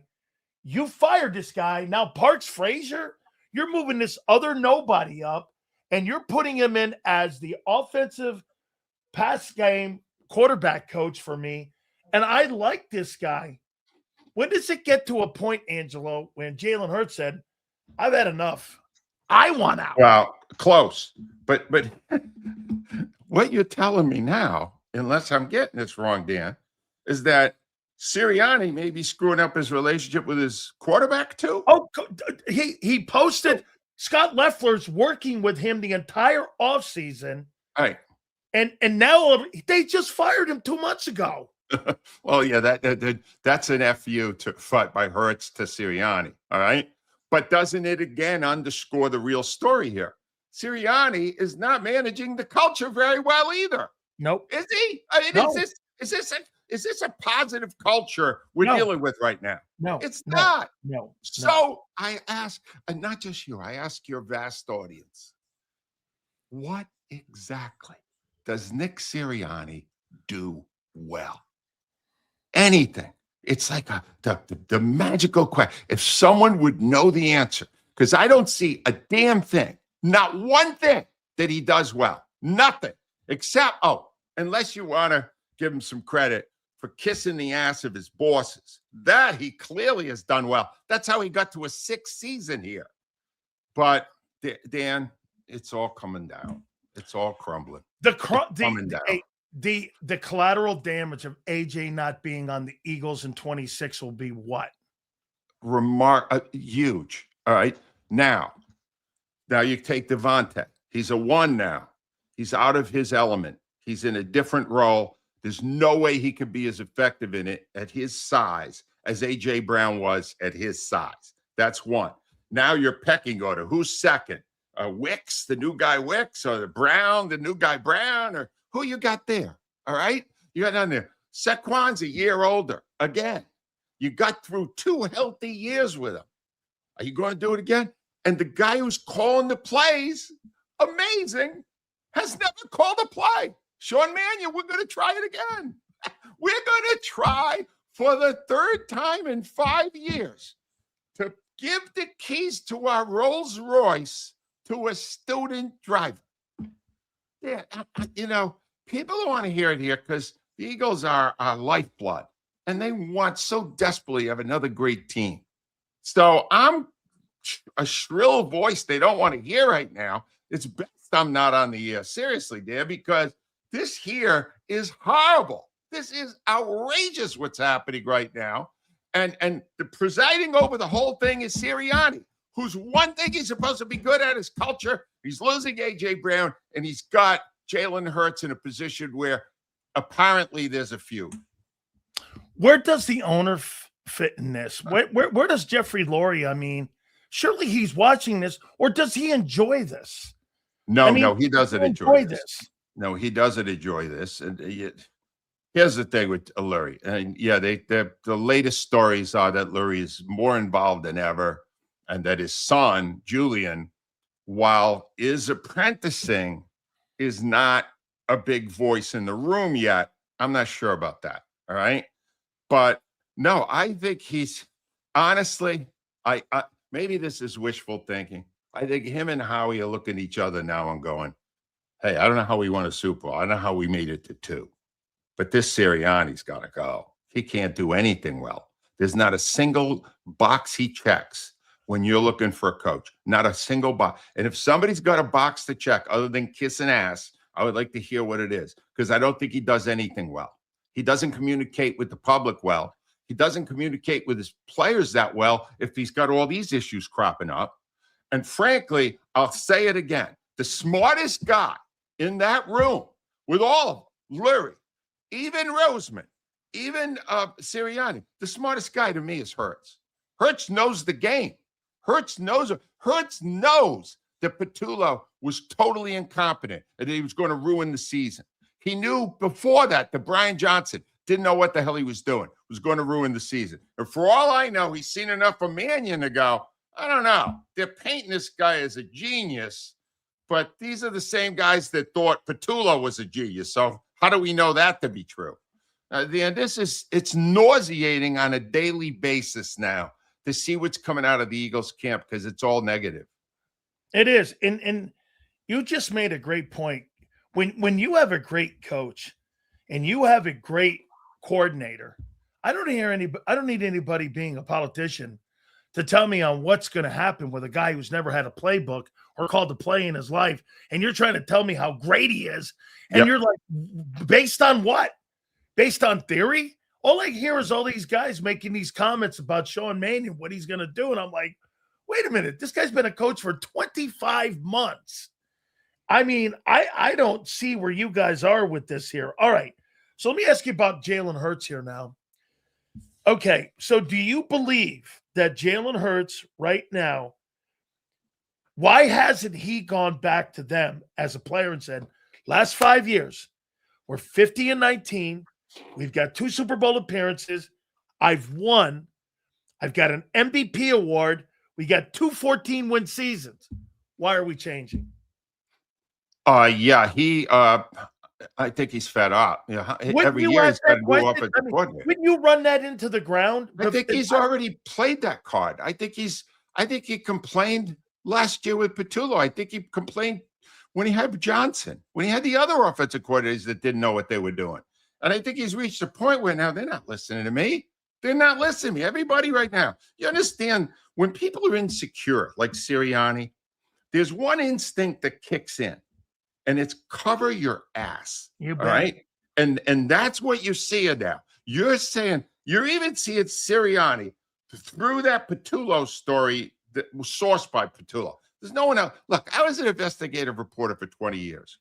I usually can figure out who a source is for a story by simply looking at it and determining who benefits most from it. Jalen Hurts has never been a source for a story like that anyway. That's not in his DNA, all right? That source was Patullo. They're trying to make Patullo into something that he isn't. And Hurts, having seen this crap go on for so long now, Dan, is fed up with it. At the end of next season, when they have an 8-9 or 7-10, whatever they are next year, it'll be a crisis point for the organization because they'll have to decide if somehow they want to move on from Hurts, which would be a mistake, all right? Give Hurts a good offensive coordinator, and you know what he does? He goes to the friggin' Super Bowl.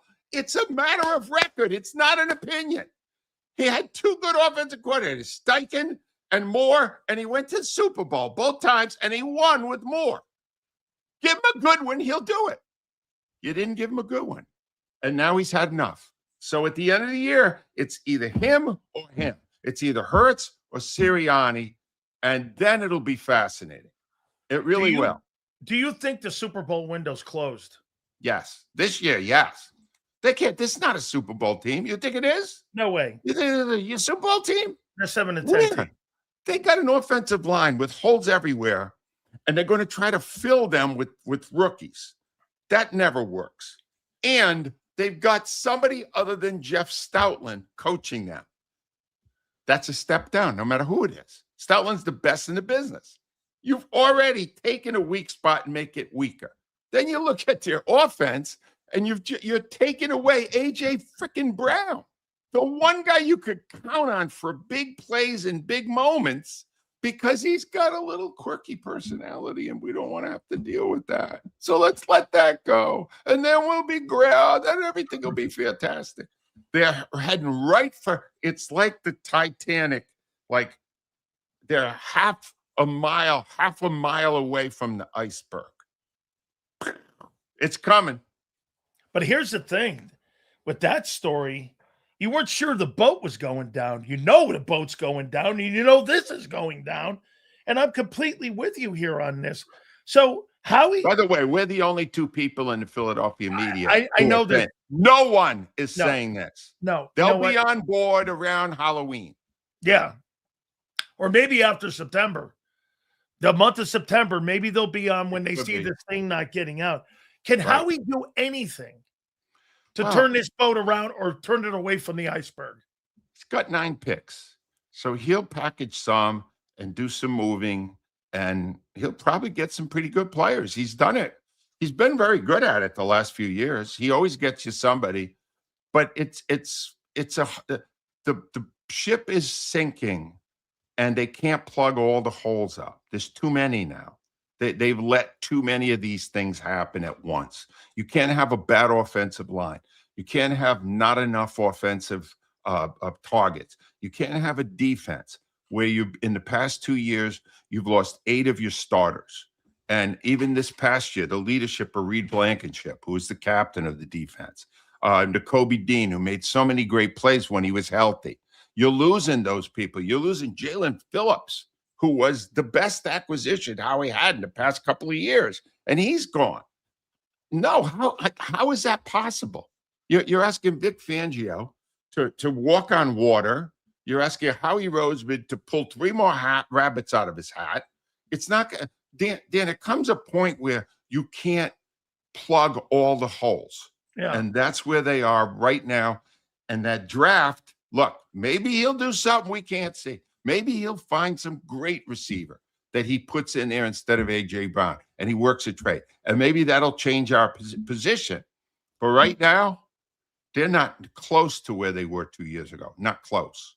What would you do with that pick at 23? Would you trade out of it? Would you trade? There's no way to know. The draft is not really. I say this, Angelo. People told me, and I've talked to a ton of folks. There's probably 13 guys in this draft that are legitimate first rounders. The rest of them, from 15 to 60, they're kind of all the same guys. So it's not really, your value is probably in the second or third round. Do you think he does this? Trades out of 23. Could be. Gets another first rounder for next year. Gets the A.J. Brown trade. He could have 3 1s next year. 3 1s. Right. Then they may as well announce 2026. Yeah. They may as well just announce it. We're in the process of retooling, or whatever word they want to use. We don't have aspirations to be as great as we've been the last few years. That's the admission, Dan. The minute you start taking picks, regardless of where they are, in future years, you're devaluing the year you're in right there. When you lose one of your best players, A.J. Brown, and get a draft pick to hope to find something great next year, you basically traded out of that season. You've weakened your team purposely. You did it on purpose. You weakened your team to try to exploit a long-range plan. But it won't help you this year. I want to read you something here. A couple more here for you, Angelo. Total yards a year ago, 311. That was 24th. Passing yards per game, they were 23rd. 3 and outs, they were 31st. Punts, they were 27. They had 72 of them. Now, this is a unit as an offense here.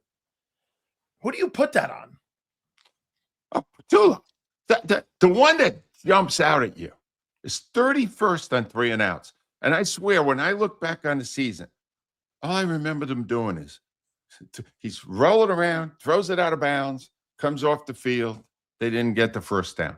The 31st. You know how many bad teams had a better percentage? Team in the league. Second worst in 3 and outs. Anyone there who wants to tell you that isn't play calling is a moron. You understand? He's a friggin' moron, because the talent on that team, look at the talent. Yeah, the offensive line wasn't quite what it was. You still had Barkley. You still had Brown. You still had Devontae. You had all these great weapons, and you were 31st in 3 and outs. The second worst 3 and out team, and you think that's something other than play calling? Well, if you think that, and I'll tell this to everyone in your audience, if you think that, you're stupid. You're really stupid. I mean it. You're dumb. You should, if you were in school, you would have to repeat the grade, because you're a moron. All right. That's one thing, play calling, because all the other things can be, if you can't do better than being better than one team on third down, 3 and outs. If you aren't better than that, you know what? You're a moron. Petula. No, Petula, in my eyes, will be looked at as the single worst promotion by his Philadelphia sports team in history. Where's the Kotite going to head coach? Kotite went from offensive coordinator to head coach. And people will not remember. Initially, he had a taste of success. Two 11-win teams. Until his influence really seeped in. And then they went, wow, this guy's got nothing, right? No, we're back there again. I'll tell you. Don't ask me. I will not entertain one question. Who do I think is a better head coach? Rich Kotite or Dick Sirianni? I will not entertain that question. I will not entertain it. Danny, don't even try. I'm not doing it. I've got a couple more here for you here. What was your takeaway as a man who grew up as a journalist and then went and took that journalism on the air. What was your take on the whole Diana Rossini and Mike Vrabel story? It's, first of all, I had 20 some years as a real journalist, investigative reporting, the whole deal. At no point did I intertwine my fingers with those of any of my sources. All right. At no point did I hug any of them. At no point did I share a pool with them or a hot tub or whatever the hell they were in. It was a shambles. And the only thing that could have made it worse is what Diana Rossini did afterwards, because she got caught. He got caught. They got caught. All right. And to come out with that shrill statement, I will not allow this to define me. And I'm an innocent victim. And all the people in media just harped on the start. No, it's all bullshit. All right. It's all bullshit. You don't do that if you're a friggin' journalist, let alone that your work is appearing in the paper of record, the New York Times, through The Athletic, where she worked.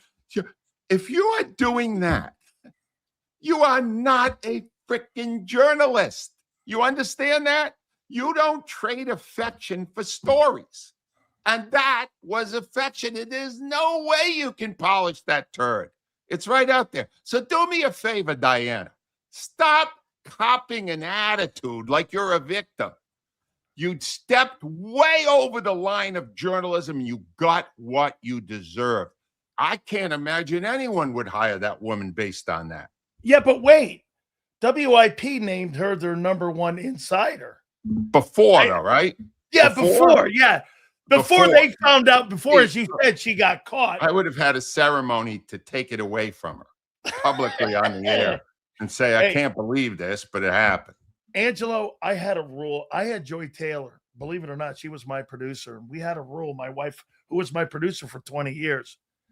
I've been accused of a lot of things. And one thing we've never done, don't ever kiss where you work. Don't ever be. I'm never in the same room with a woman without someone in there because I don't want anything ever being whatever. And you have to know that when you're in a room like that, especially in an NFL locker room. And I don't know. I saw the Patriots in the NFL are not going to look at Vrabel for any conduct and the conduct code. And I'm like, well, why would the Patriots? The owner got caught with his drawers down.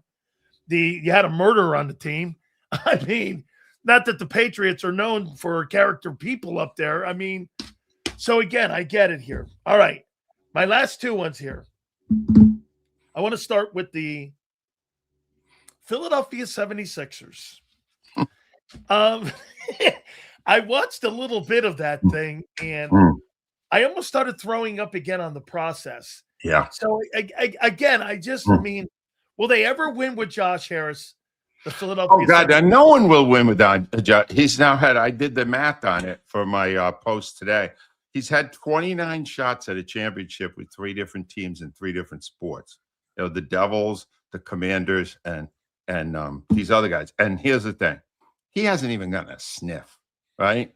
Yeah. When he took over, oh my God, we got the process. Wait till Josh Harris doesn't give a damn about that stuff. Josh Harris. He keeps looking at his bank book and going, man, I'm winning big this year. Look at me. Wow. Look at him. I'm a billionaire. 10 times over, 20 times over. No, they will never win. But I did, if you would like a prediction, I have a really great Nostradamus prediction. Let's hear it. It's on nothing more than observing behavior. All right? Here it is. Before this series is over, you heard this first on Dan Sileo's podcast. Before this series is over, Joel Embiid will come back. It'll be miraculous. Wait a minute. He had appendix surgery a week ago. He's going to play? Yeah, probably. If I wanted to really, because he loves to. Wait, this is going to be like Willis Reed. Going to play.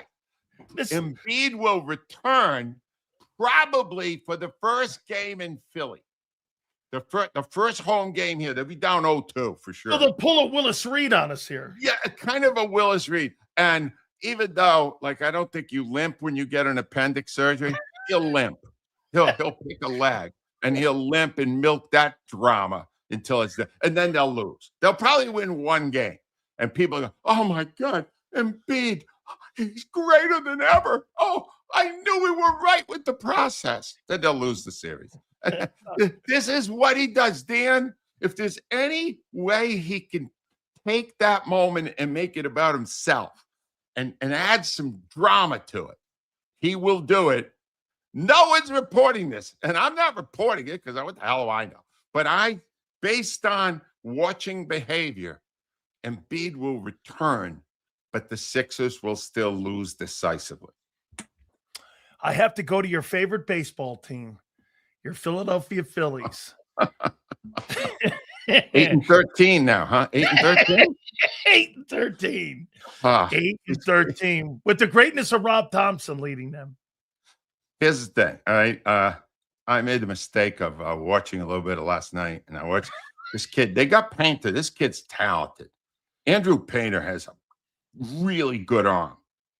And I'm watching. It's the fifth inning, and they're holding a 2-1 lead. And I'm watching Rob Thompson, and he's starting to twitch.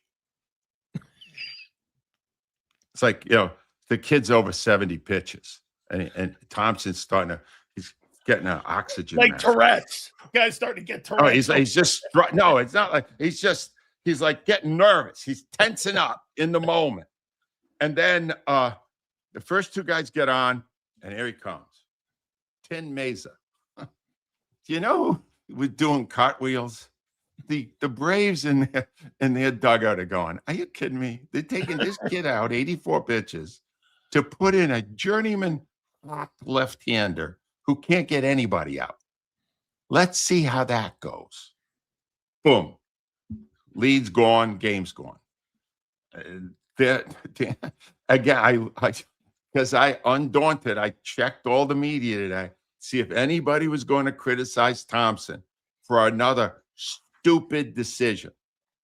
Nobody about nobody is saying squat about anything in my city anymore. It's driving me crazy. Man, what? I don't believe it. Do you care anything about the Sixers? I mean, the Flyers? No, about the Flyers, yes, I do. Doing? And I wrote a little bit about that today. I care for one reason and one reason only, and that is the president of the team, Keith Jones. He's one of the best people I've ever worked with or met in my life. And I am rooting as hard for the Flyers right now as I did for the Eagles in 2017 and the Eagles in 2024. I mean, I want them to win so bad. Now, they're not going to win this year. In fact, because I knew he would love it, in my blog post today, I picked the Penguins in 5 because, the Flyers won the first game. Because he always found me to be a little negative. So I figured I'll do it on his behalf. I went, yeah, but they're probably not going to win any more games. They're done. But the truth is, there's nobody. I don't get close to these players. This only happened because he was already one of my partners. Yeah, he worked with you. But I'm rooting so hard for him because there's not a person in sports I ever met who deserves success more than Keith Jones. So go Flyers, even though I'm pretty sure you're going to lose the next 4. Hold on now. Wait a minute. Inside your morning show, you had Rhea, Morgani, and you had Keith. And you don't like hockey. I'm trying to figure this out, Angelo. I don't like it. I don't like it. I think I went on it. I put skates on one time, and I believe the ice on the pond began to crack.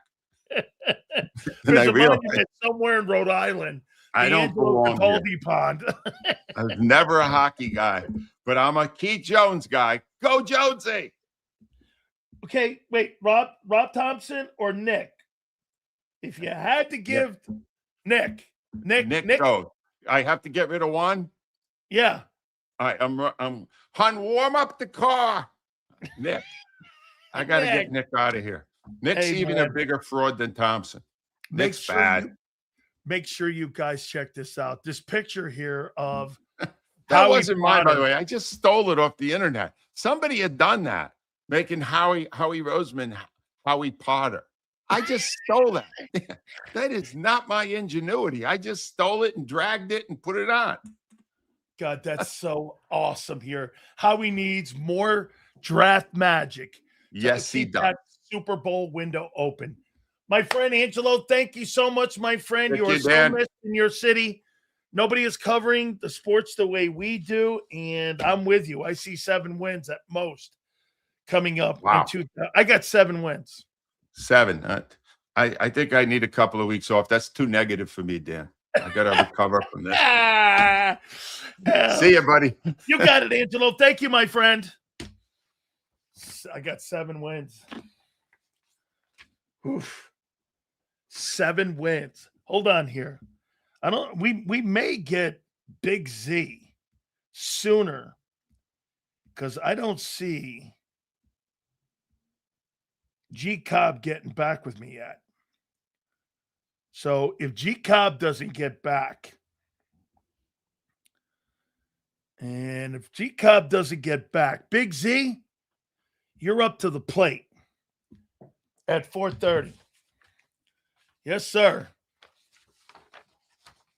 Be up to the plate. So if we don't get him today, we'll get his ass tomorrow. So we'll double check. By 4:30, we got about 25 minutes till the guy gets going here. Would you trade Jalen Carter for the number 10 pick? No. Jalen Carter for the 10th pick? By the way, it's about time the Bengals did something very un-Bengal-like. They're going to pay the guy $30 large, too. And they're going to give Dexter Lawrence. Joe Burrow runs the ship now in Cincinnati. He's been bitching about the fact you got rid of Jesse Bates a couple years ago to Atlanta, and you just got rid of Trey Hendrickson. And you don't have any defense, and your O-line's the 32nd worst offensive line in football. So you've got to get better. That's a Joe Burrow thing. It's about time they did something. Still 7 wins is too rich for me. How you doing? Let's see if I think we got a couple supers back here that we have to go back and grab. Before Angelo came on, Angelo just does not like Nick. But I agree with him on this. I don't care what anyone says. You've got a quarterback. You got a quarterback and a wide receiver going through all of these social media things. And you don't think that that's not weird? That your head coach has a handle on his roster in his locker room? How would you think that? How would you think the head football coach of the team has a handle on some sort of made-up culture that you guys keep saying that Nick is in charge of? I mean, Dexter Lawrence is much better than any DT coming out this year. Correct. I give Burrow 2 years before he forces his way out of Cincinnati. Not if they keep adding football players. Dexter Lawrence, best nose guard in the league. I think the guy in Tampa's pretty good too. CT Kings. If we use the term not looking at the back of the jersey, what's the difference between Nick dealing with character issues versus Mike Tomlin, Big Ben, Antonio Brown, LeGarrette Blount, and Le'Veon Bell? Very, very simple. Mike Tomlin hired his own coaches, worked with Kevin Colbert in bringing in his own personnel, and Mike Tomlin ran the entire shop. Mike Tomlin, the general manager, works for Mike Tomlin and with him. Mike Tomlin picked his own coaches. Mike Tomlin picked and has a lot to do with the personnel. And by the way, I don't remember Antonio Brown playing poorly in Pittsburgh. Do you? I don't remember Big Ben having losing years in Pittsburgh. Do you? Le'Veon Bell had his best football in Pittsburgh. And LeGarrette Blount wasn't initially drafted by Mike Tomlin. He was added after he was up in New England, I think. Or maybe he came over there from Philadelphia. I don't remember. But he didn't fit in. Mike Tomlin ran his own shop.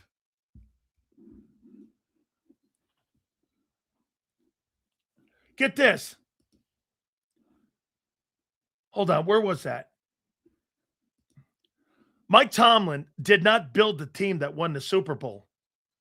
And Nick Sirianni didn't build the team that won and went to the Super Bowl too. He's a doorman. The guy who made all the selections on personnel was Howie. Nick had nothing to do with it. Zero. Nothing.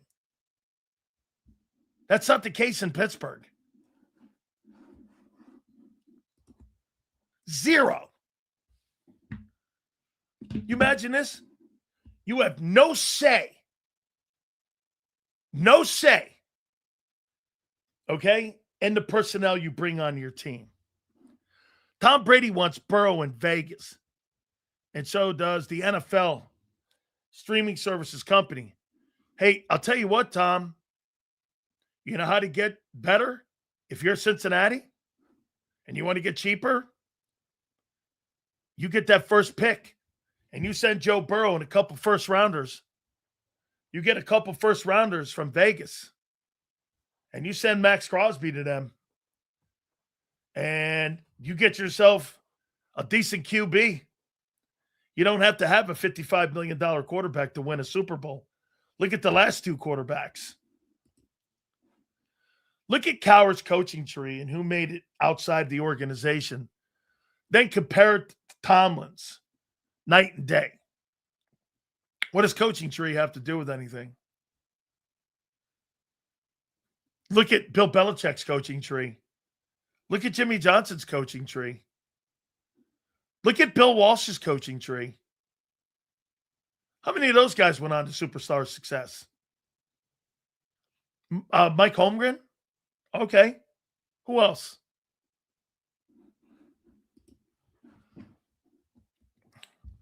Millions and millions of dollars. Super Bowl win and dudes are still not happy. Fucking real? Jesus, guys. It would be possible to make you ever happy. Charles, A.J. Brown wants numbers. He doesn't give a shit about wins right now. Mike Vrabel never coached for Bill Belichick. And Brian Flores has been okay as a head coach. Burrow to Bowers. Whew. Man, you'd have to give an awful lot up for that. But you pump your chest about McVay's tree. Well, how many coaches are getting hired off a hit? I pump my chest about him? When did I do that? I think Sean McVay's a great coach. I don't know about his hires. I never said anything about his coaches and assistant coaches. Raheem Morris was the head coach of the Bucs prior. He got the DC job. I never really even said, I don't remember me crowing up or pumping up I don't remember pumping up anybody. Wait, you shat all over me. We're saying AJ doesn't care about winning. Now, an hour ago, wait a second. No, I never said AJ cares about winning.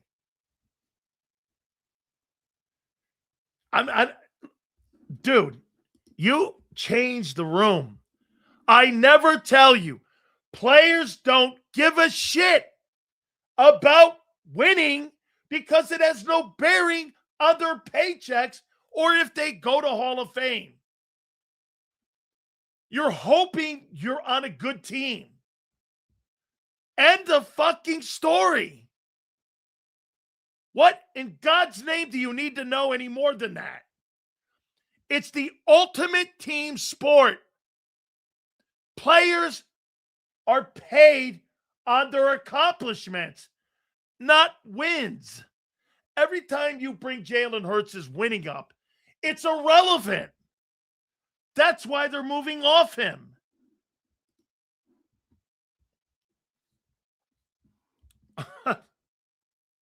By the way, I love these stories. These are all stories that came out today that we've been talking about for a year, maybe even longer. Seals, we rip Howie Roseman for his bad picks, but look at Colbert's guys like Artie Burns, Corey Davis, and Bud Dupree. I think that's one of the reasons why they moved off him. Get this. Get rid of the win-loss column, then since they're so useless. Not one player gets paid on wins. Nobody. Does Myles Garrett have any influence on winning games? They won 5 ball games. He can't throw the ball in Cleveland or catch it or run with it. He has no bearing on the Cleveland Browns' success, only the impact he can make on defense. And they were 6th in total defense. That's the only thing he can control. He can't control winning. And nor can Hurts.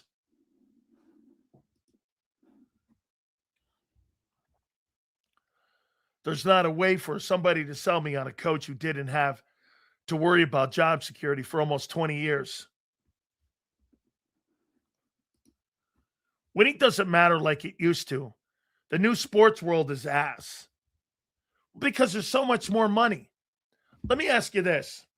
WP, would you rather be Myles Garrett and have his resume or Brandon Graham's? Whose resume would you rather have and bank account? Brandon Graham's or Myles Garrett? Who'd you rather have? Whose career would you rather have? Get this. That's so asinine and such a lie. You'd rather be Brandon Graham and be a really good player than be a generational Hall of Fame player and a guy who's made the most money at his position than any player in NFL history. Those rings don't mean shit at the end of the day when they're tallying up Hall of Fame votes. And that's where A.J. Brown is. Holy shit. Give me Brandon Graham's rings over $175 million is fucking stupid. Here. Let's go here. Okay? All right?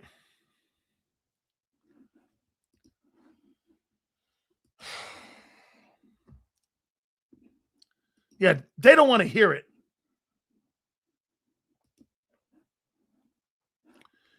Oh, my God. Bro, Brandon Graham is nowhere in the league of Myles Garrett with his 2 rings.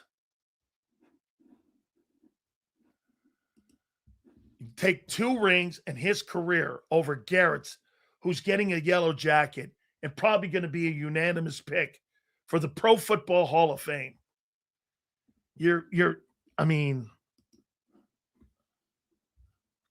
Guys, BG made money, but he never made the money like Garrett. Hey, get your head out of your ass. Right.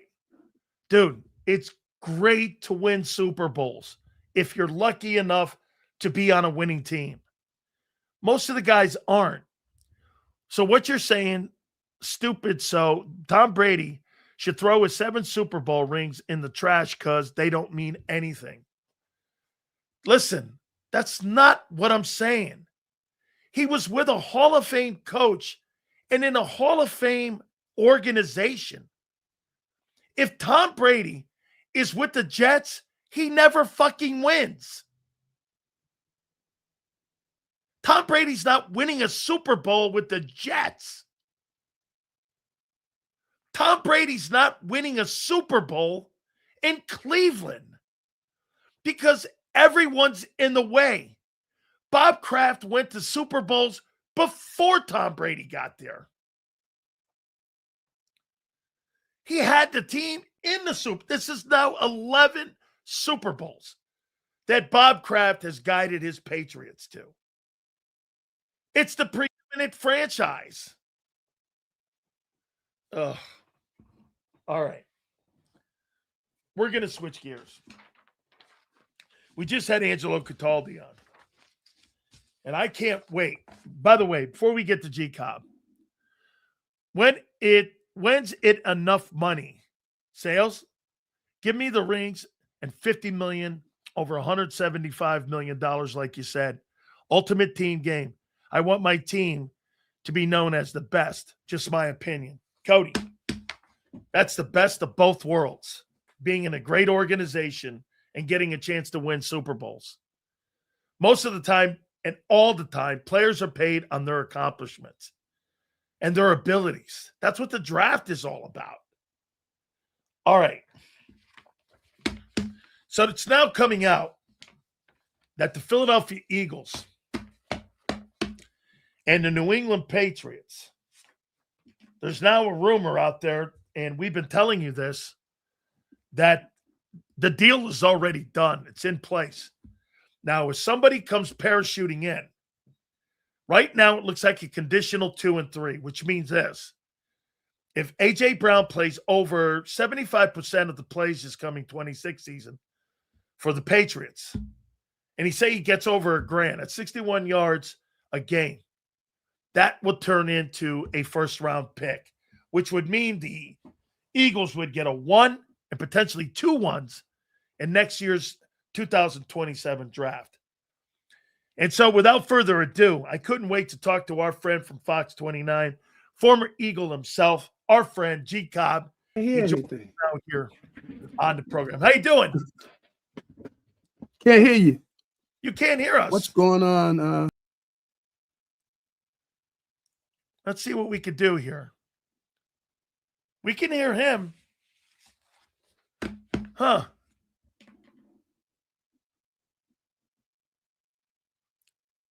Let's see here. Don't know what we got going on here.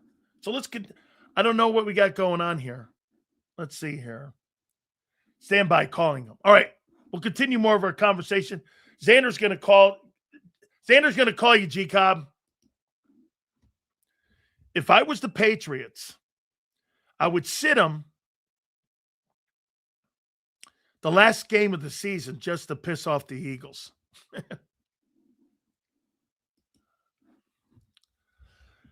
Because a losing team with a high pick doesn't want to trade for a $32 million aging wide receiver.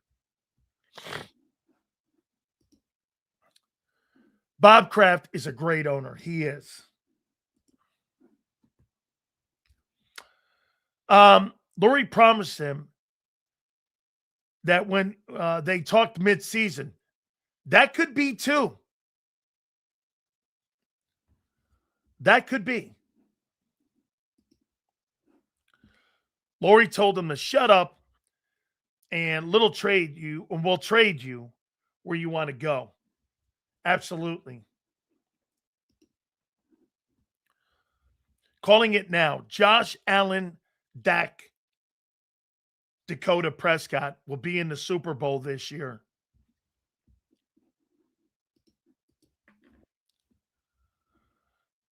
Let's see if we can get him on there. Hopefully we can get him here. Sills, this is why I believe the league wants to go to flag football. It will reset the market. My question is, what happens to college football? NFL wants to go down this lane because they can get women involved in flag football. Why can't people understand stats is an individual thing? I root for my team, not the individual. That's right. That's correct. JAKIB, you hear us? Got it. Great. All right. So without further ado, I could see his daughter, I think, helping him like my daughter helps me, by the way. How you doing? Okay. And Big Z helps me. So without further ado, we bring our friend in from Fox 29, Gary Cobb. He joins us now here on the show. Boy, I'll tell you, G Cobb, I'm going to start calling you guys this. The Philadelphia Cowboys. Okay. Why is that? Hey, the drama in your building right now. Yeah, I know. Yeah. A lot of noise, right? A lot of noise. I think some of it is probably legit for it to be going on this long. I mean, it's stuff with AJ. I thought, enough. But I think he's going to be out of there. Okay. The collateral damage of not having AJ Brown on that offense will be what in 26? Well, clearly you're not as explosive.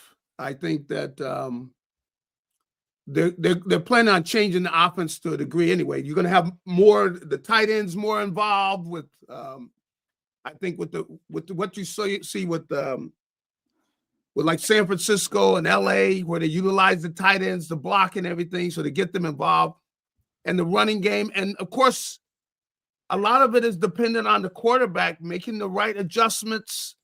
And he's got to be making the reads and getting the ball out.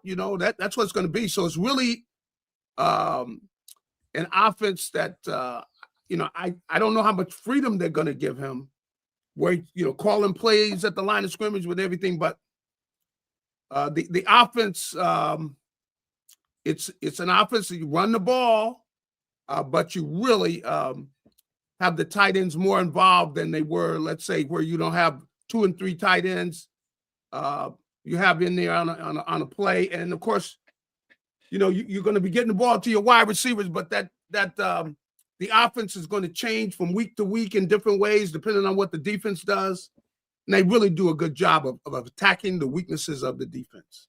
So here, let me then go here with this. How did we get here? How did we get to the point where AJ doesn't want to be on the team? Is it more on the coach? Is it more on the quarterback? Is it more on what you just said? Because listen, Gary, go to his history. He was with Derrick Henry in Tennessee. Yeah. He's here in Philly with another run-dominant football team. Correct. Don't you think this is more about in his latter career that he wants to be in an offense that just throw me the ball? I don't want to be in a run-dominant team because that means I got to block down field. Not that you don't in the New England offense, but is it more of that right now when you're later in your career that you don't want to be part of something like that? Well, you got a guy who's open to, a lot of wide receivers feel that way, but they won't necessarily say that. Right. But he feels he's strong enough, and he's. I know it seems like he's been talking to New England, the coach and everything. So I think he knows what he's headed to, and he does want the ball more. He wants to be a bigger part of the offense. He didn't like the fact a lot of times they go out there lineup, and this is a run-first offense, and it's not a throw-first offense. It's not an offense where they're going to throw the ball to him 10 times a game or 8 times a game. A lot of times you don't see that. This is a run-first offense, and they're really trying to get back to that, I guess. And really, a lot of it's going to depend on how healthy is their offensive line. Are they going to be able to send the same guys out there, and those guys are healthy now? Or if it was like last year, you can't be giving the ball to Saquon. He's getting tackled 3 yards into the backfield every other play. That doesn't work. If you're not running the football effectively, then that offense does not work. Now, this in a lot of ways, they attack weaknesses of the defense and they move around a lot more, but you utilize the tight ends. The tight ends are a big part of the offense with the way that they contribute in the run blocking and catching the football. Do you think that could lead to Kenyon Sadiq being taken at 23, where if they're going to start using the tight end more in this offense, that you got more of a, and if you lose AJ, then you have 2 tight end sets with Devontae, and you're being able to do a little bit more in the middle of the field with 2 tight ends. Are you thinking wide receiver or maybe even that kid Sadiq at number 23 now? Well, if they do lose AJ? If they do that, that's a change for the Eagles, because they have not been drafted a tight end that early. But they changed the offensive coordinator. They got him out of here, so we'll have to see. I mean, if they would. It would be a surprise to all of us if they did it. But then we'd step back and say, okay, we'll see what they're doing. They're changing this offense. They're making a serious change, and that would let you know that if they made that move, that surely in June, AJ will be getting on the plane and he'll be out of here. Damn, I can't believe we're here already. But okay, so listen, you know me, man. I like to start garbage cans on fire, and Angelo just was on, and I'm gonna lay this out, and I'm gonna see how you read this as a player. Yeah. So Jalen Hurts on his Instagram posted that he's been working out with Scott Loeffler, who was just fired a month ago by Nick Sirianni, and says that he's been working with the former quarterback coach and obviously Parks Frazier. Today was the first day in OTAs that those guys can actually meet, bud. So what do you make of this? What? He's hanging out with Scott Loeffler and working out the entire offseason with the guy they just fired a month ago. Is that not a shot back at Nick? I mean, I don't, I guess he feels maybe the guy's helping him with his fundamentals. Well, then why wouldn't they keep him? I have no, I mean, clearly that's two boats going in different directions, but I don't see, if a guy is adios, generally you would be adios if he's not on the staff. Hurts working with him. Well, and maybe he feels like he helped him in with his fundamentals. I subscribe to that. Yeah. Well, if I'm the quarterback and I like my quarterback coach, don't I have a say in who's helping me develop as a player? Well, you have a say, but usually if the organization's going a certain direction, the players go the same direction. Usually that's what happens. For him to be working out with the guy that they fired, but maybe he feels like he does a good job with him with the fundamentals of his game, because clearly there's going to be a major change in their offense, and he's got to be having some kind of at least he's beginning conversations with Mannion, because Mannion, his offense, he's the one putting in the new offense, and one of the big things is going to be relationship between Mannion and Jalen Hurts. I mean, that's when the offensive coordinator and the quarterback. He's going to be sending in the plays, going to hear him in his ear. He's going to be the guy that's going to be the one he's going to be talking to most. He's the one he's got to be on the same page with this guy. So they got to develop a closeness in their relationship. So I don't know, how you're going to bring a guy that's been fired and you're working with him, and he's got to be working with Mannion, Sean Mannion. Don't you think this is a small message to the coaching staff that maybe I'm getting sick and tired of these no-name guys that you're bringing in here? One thing about that, Scott Loeffler did work with Tom Brady at Michigan. He's worked with multiple guys. Hey, when does it get to a point when Jalen Hurts wants out? Well, because of all that stuff, I mean, he's got to be getting sick and tired of it too there, Gary. Well, yeah, I could understand it, but I'm sure he knows how important this season is to his career. This is an important season for him. And maybe he feels like, Loeffler has done a good job with him with regards to his fundamentals. But he knows that Mannion's going to be the key, because he's going to be the offensive coordinator. They have got to get on the same page, and they got to be able to work together. And he's got to be able to, anticipate what the coach wants, because, he's the guy that's calling the plays. It's a new offense. It's an offense which they're going to be doing a lot of different things, and you're probably going to have some different reads where you're doing some things where you're focused on different people, and it's probably going to be a change in some of the things, the way he's done things in the past. So I tell you, if he's working with Scott Leffler, I think it would just be from a fundamental standpoint, maybe. Boy, how about this one here, Gary? Moving forward here now. So let me ask how Nick has done this offseason here. So we brought a coordinator in that's never called plays. You've got a wide receiver that wants out and looks like there's a deal on the table with the Patriots. You got a quarterback who looks like right now might be on a different page than the new coaching staff that they have in the building. How do you think Nick has handled this offseason so far? I mean, Gary, man, they got a lot going on in that organization right now. They have a lot going on, and I will say that I think this isn't the first time where they've had things going on, but I think Nick has done a great job with the team, especially with his management of his relationship with the players, because he's let guys know, and he's expressed, closeness with his players. That doesn't mean he doesn't, criticize guys if they're not playing well and everything, but he has been very good with his relationship with his players. I probably say that's the strongest part of him as a coach is the players like playing for him.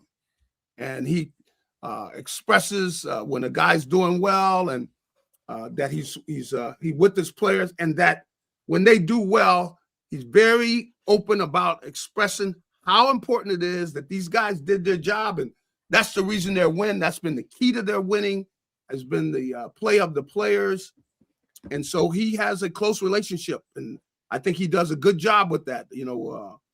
Getting his players to play hard. This team, for the most part, they play hard, and they play hard because that's the way I think the coach has done a good job of creating that kind of atmosphere, and the guys play for each other, and that's going to have to be a key part if they're going to continue winning. How important that is to a team. You got to have guys that are fighting for each other, man. They got to be in there. This is an aggressive game, and this is a dogfight. I mean, that's what it is. It's a fight.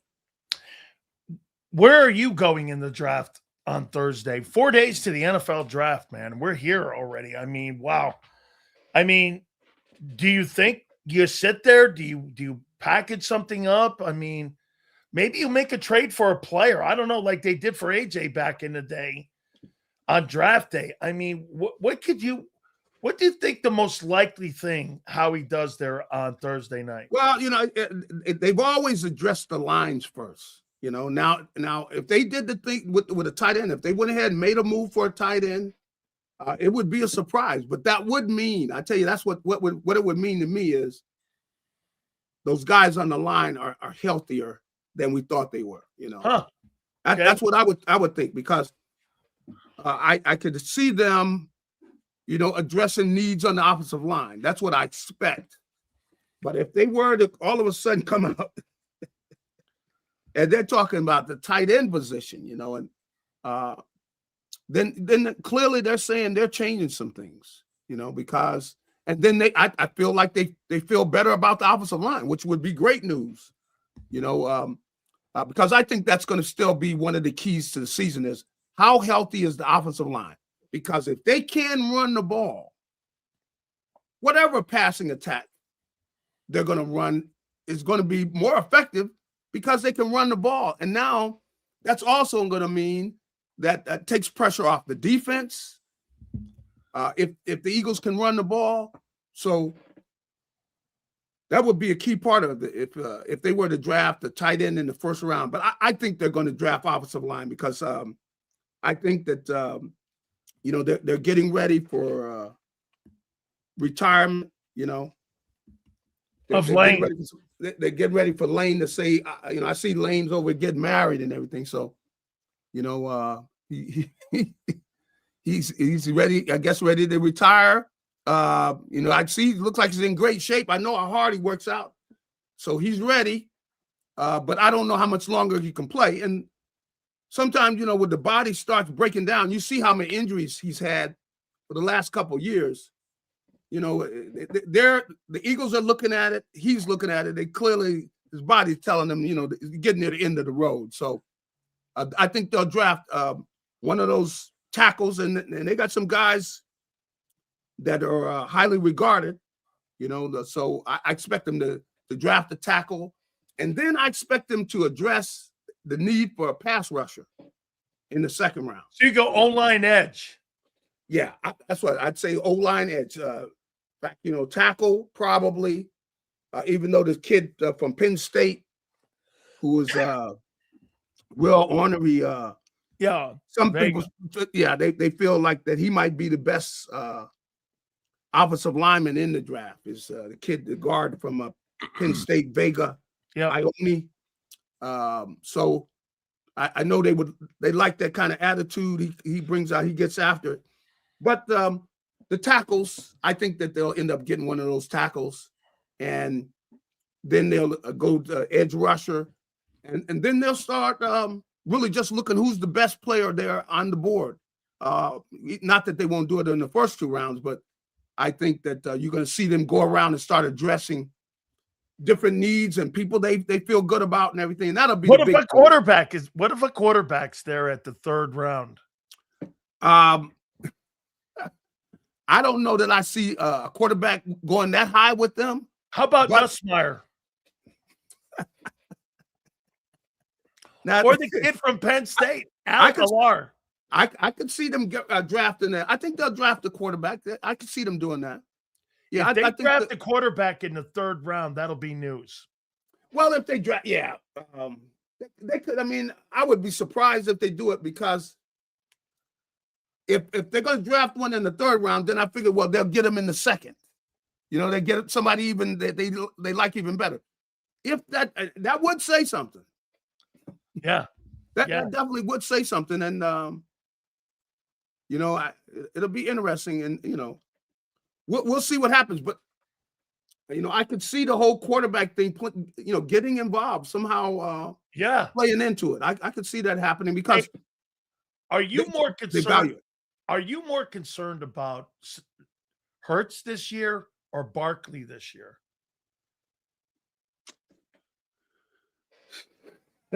Now, how can you pick one or the other? I mean, I'm really concerned about both of them, of course, but if there's one I'm more concerned about, this is probably more of a change in offense with Jalen Hurts than it is for Saquon. Saquon's going to be running the same plays, run plays, and if they're doing a good job of blocking for him, he's probably going to break some of them for long runs and everything. But with regards to the quarterback situation, it's going to be interesting to see how Jalen, how he adjusts to what they're doing. But he's played in quite a few offenses, so I think that there's a chance he could be able to do it. But we'll see. Hey, if it doesn't work, I don't think it's going to be hard to hide if it doesn't work. With the 23rd pick, the Philadelphia Eagles select Ty Simpson, quarterback.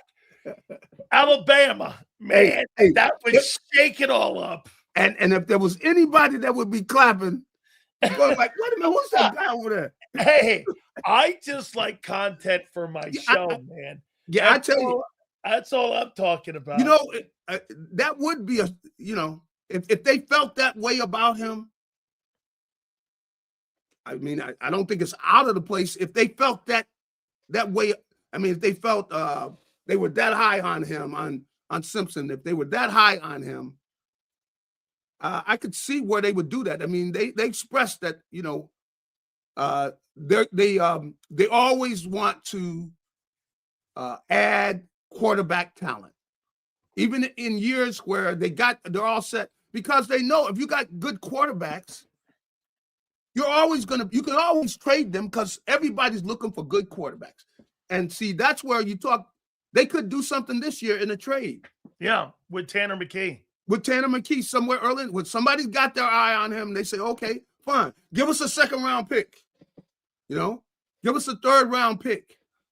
Now they could do that because for a 7th rounder. If you got a 2, that'd be some exchange for Tanner McKee. That would be. But and they got the veteran quarterback on the staff. On the roster already. So, it's not like they don't have anybody over there to be a backup.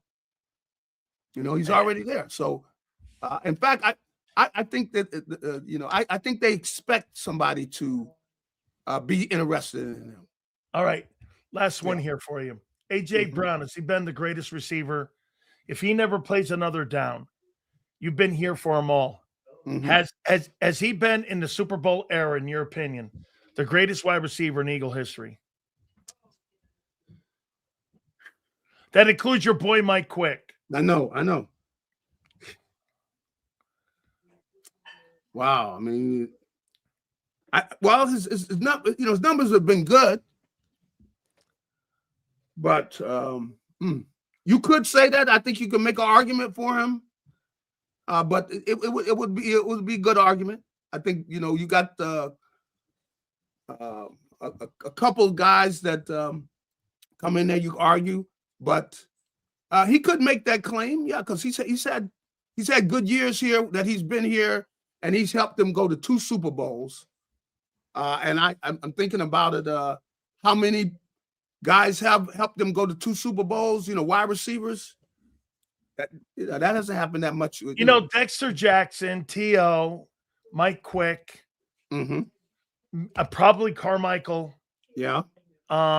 That you would talk as being the best receivers in Eagle history. Yep. But, I mean, AJ's just the winning and the numbers. The winning. Yeah, they have won, and, but if you got a Heisman Trophy winner on the other side, running routes too, that says something. I think that they clearly have been the best duo to ever play together. You got that much talent at the wide receiver position. I don't think they've ever had where you got 2 receivers that good playing together. But Gary, don't you think that one of the questions that people are just assuming is that Devontae's going to become a number 1? Now, when Devontae becomes a number 1, you're playing against the best corner. They're looking for you. Yeah. When you're the second dude, I mean, Alvin Harper got open for a reason because Michael Irvin was on the other side. That's right. When you got all the main dudes on you and you got the lesser corner on you, I mean, don't you think that's a big question too going into this year? It's a completely different game, so I think that it definitely is going to be an adjustment for everybody, and people will want to see if Devontae can carry that, and he can be a number 1 and be a productive number 1 where he's somebody they can go to all the time. That'll be a challenge. He'll be have to step up and deal with. So, because clearly everybody's going to be watching to see, can he shine with AJ out of there? That'll be interesting. I mean, but who knows? A lot of things can happen. Like I said, with the whole quarterback thing, man. Woo. You could have some quarterback stuff happening. Absolutely. G Cobb, we will see what happens in 4 days, my friend. We will catch you next week. Should be very interesting this entire week.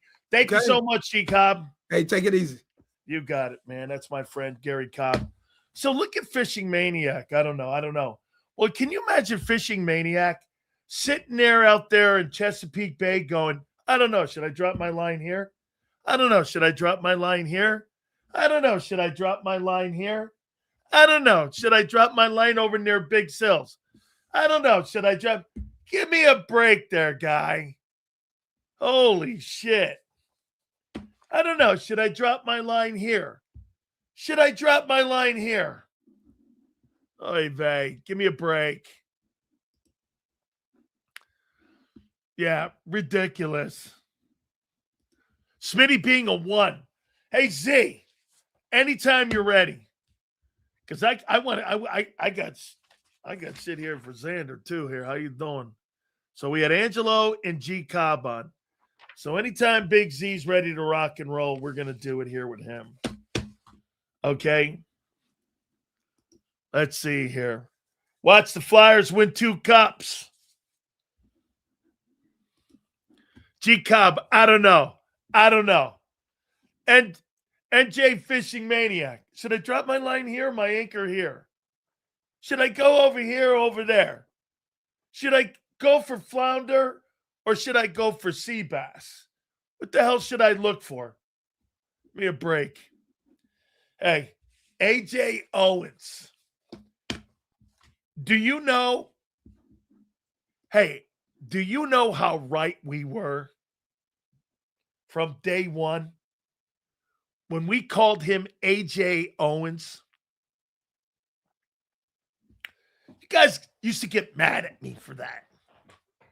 AJ Owens. Here he is. Bye-bye. See ya. What happened? What happened? AJ Owens has been as destructive for a Super Bowl window. He's been just as destructive. AJ Owens. Hey, no? J-Mac severely underrates T.O. Best wide receivers in pro football history. Randy, Rice, Moss, Megatron, Owens. Those are your top four Mount Rushmore guys. Okay? Credit to you, Dan. Called it ahead. That's a shame, too. Jalen Hurts sucks, which is why Hurts wants out. Bottom line. AJ wants out, I should say. Over what? Being right? T.O. outworked everyone. T.O. had Rice's work ethic and shitty quarterbacks in his career. For the most part. T.O. best I've ever seen. And for hands, it would be Fred Biletnikoff. Largent was great. I'll tell you what, Chris Carter had phenomenal hands. Phenomenal. Will still show face if AJ's on the roster June 2nd. He won't be. No need to fret. Bye-bye, AJ. Hey, cover. Keep holding out hope. Keep holding out hope. I want you to. Keep holding out hope. Yeah, and what happened to T.O. after leaving the Eagles? He did nothing. That's not quite the truth. That's not quite true after he left the Eagles. Let me see.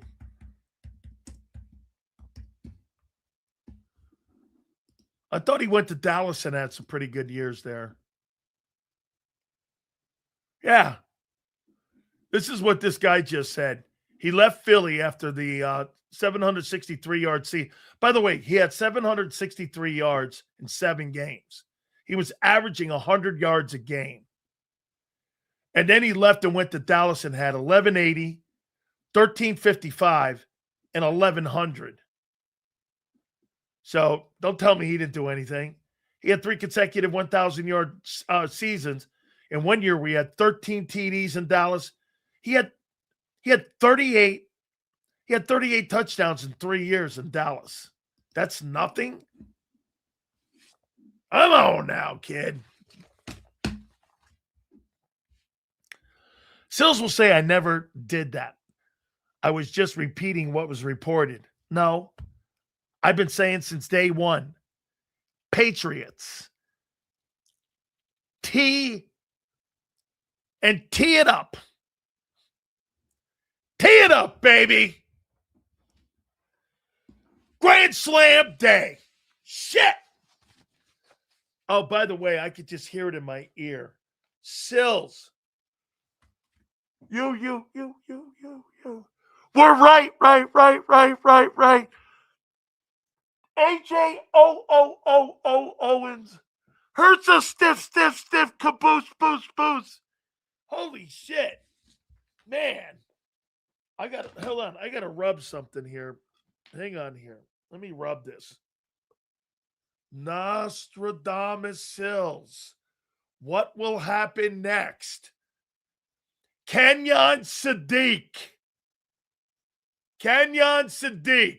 Instead of Zander's famous Blake Miller from Clemson.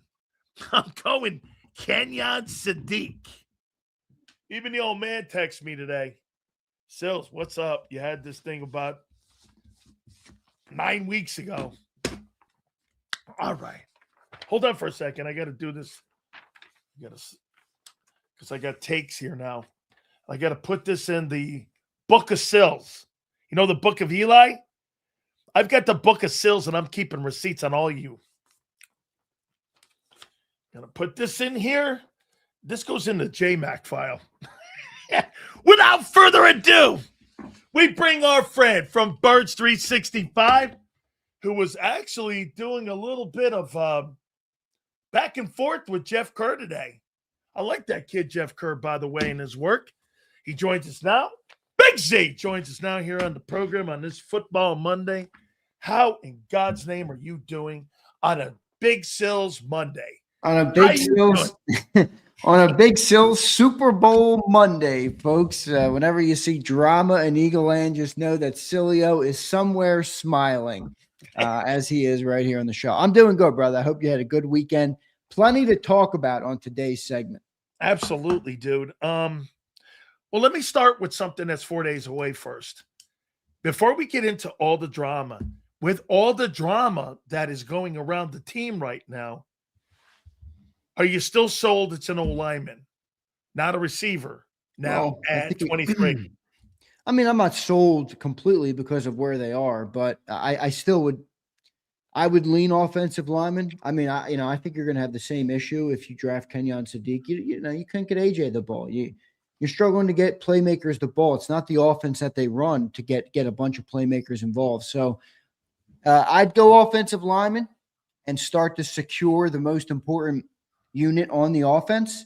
But it wouldn't surprise me if they didn't, simply because of where they're sitting, Sills. 23 overall in the draft. So I still think it's O-line, but we'll see. Okay. So how do we get here with A.J. Brown? Does A.J. Brown hate the quarterback or does he hate the head coach? These questions are coming all segment, folks. You better just buckle your seatbelts in and get ready to go. I better get myself into a good mood so I can figure out how to answer these suckers. I think there's a chance he doesn't like either of them, to be honest. I'll tell you what seems more apparent to me. It's more apparent to me that he dislikes the coach. Yeah. Like there's been, I think, several different times where it feels like AJ has slighted the coach. Yeah. I don't think he's been as direct about the quarterback. That doesn't mean he likes him or doesn't like him. I just don't think he's been as direct about it. But look, if you want out, I think AJ probably realistically doesn't like the offense and maybe doesn't like the head coach. Now, the head coach sets the offense, but I'm sure AJ knows partly why the offense is set that way. So I don't know, multi-pronged, multi-layered problem here. I'm sure AJ has some sort of feelings about both of them. Part of me wishes he'd sit down and just enjoy the ride, but I understand that that's a fairy tale world, Sills. Okay, so who do you think has been more destructive to a roster, Terrell Owens or AJ Owens? I mean, dude, if he leaves, T.O. was. Hey, listen, T.O. couldn't. Wait a second. If T.O. wouldn't have made it in the Super Bowl year. Probably. Well, I don't know. I think Hurts could have handled him better than what McNabb did. For me, though, I don't know, but if he implodes this Super Bowl window, this is dude, you're not a better football team if AJ's not on a team at 26.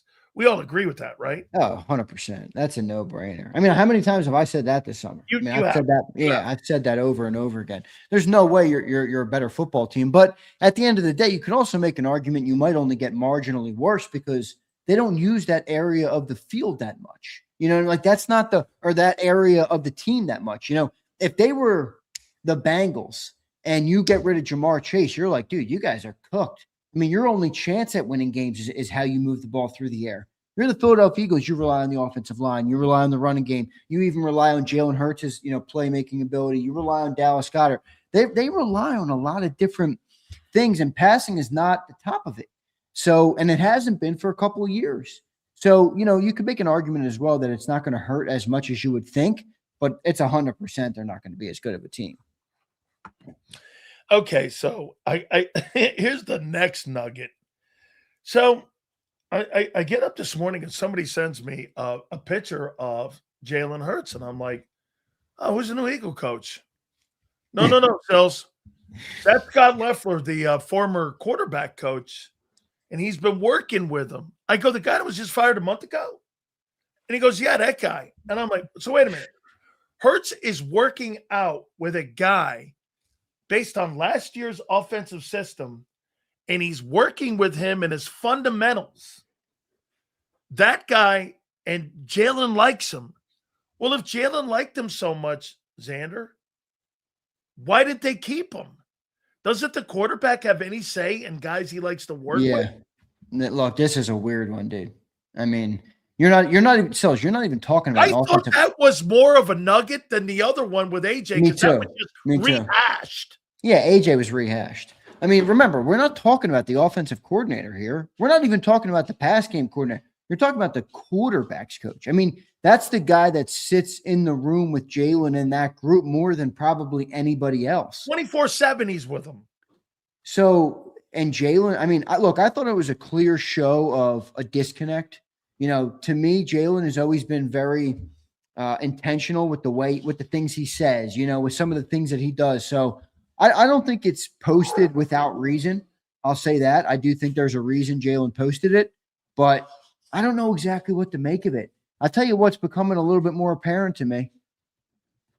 There is without a doubt a disconnect here, and it's between the coach and the quarterback.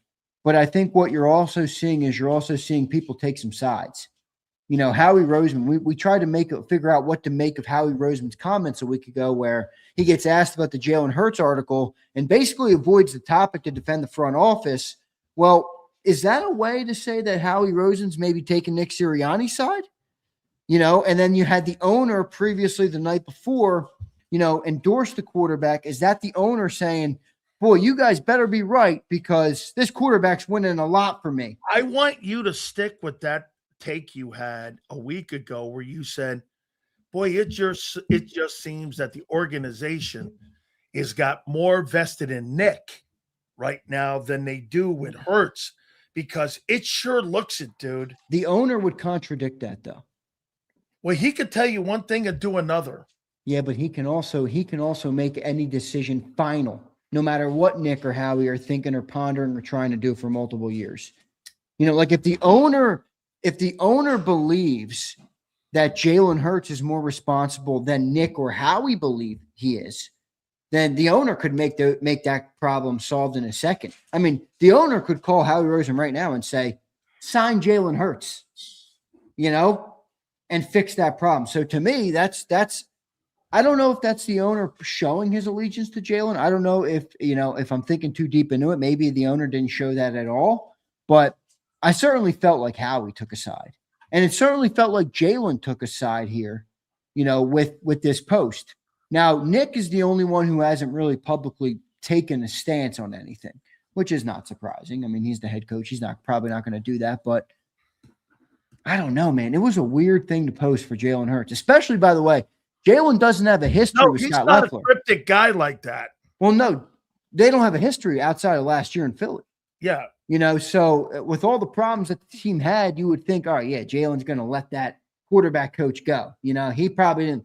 But it's clear, okay, Jalen clearly likes Scott Leffler. You don't see him hanging out with Kevin Patullo. Now, he couldn't because Patullo's under contract, but Yeah, it was a weird. It was definitely a weird showing, and it seems to be the disconnect is becoming more and more obvious and harder to disprove at this point. Don't you think the owner could just stop all this bullshit by just giving Hurts an extension? He could, but I think well, he could. Because if the owner believes in what you believe, and I'm not saying he doesn't. No, you're right. I mean, can't the owner just go like this? You want me to shut Right. everybody up in the room? Hurts is here for the next 5 years. Here's Right. a new contract extension. If he wants to prove what I said without a shadow of a doubt, boom, Yeah. put that contract. It's done. It's done. And Howie won't have a say. If the owner wants to sign the quarterback's getting signed. So you're right. He could do that. But look, I also think the owner is probably, like Jalen, upset with the offensive performance last year. You know, I'm not of the belief that Jalen's in some sort of hysteria that the offense was better than we're all making it out to be. That Jalen knows the offense stunk, you know? So the owner probably knows that too. But I guess, you know, the owner's more in a wait and see mode. I think it really brings an interesting, you know, an interesting dynamic with what's happening in terms of how it could unfold in the next 12 months. Like, for example, run through some scenarios. If they're successful, you know, Sean Mannion may or may not be hired somewhere, probably would be if they were successful. Does that prove Jalen Hurts was right, or does it prove he was wrong because Nick brought in, you know, the new offensive scheme? If they fall flat on their face, does the owner say, see, you idiots, should have listened to Jalen and kept some of these coaches around? And, you know, I don't know. Who does the owner show his allegiance to if shit hits the fan or if a change is needed? And who's he give the credit to if they have success? Well, let me expand on that then. If you're Howie Roseman and you know what's best for the team and you think siding with Hurts is the best, or siding with Nick is what's best for the future of the team, because I need to work with a head coach making the offense and the changes we're going to make. And the owner comes in and says, no, I think it's Hurts.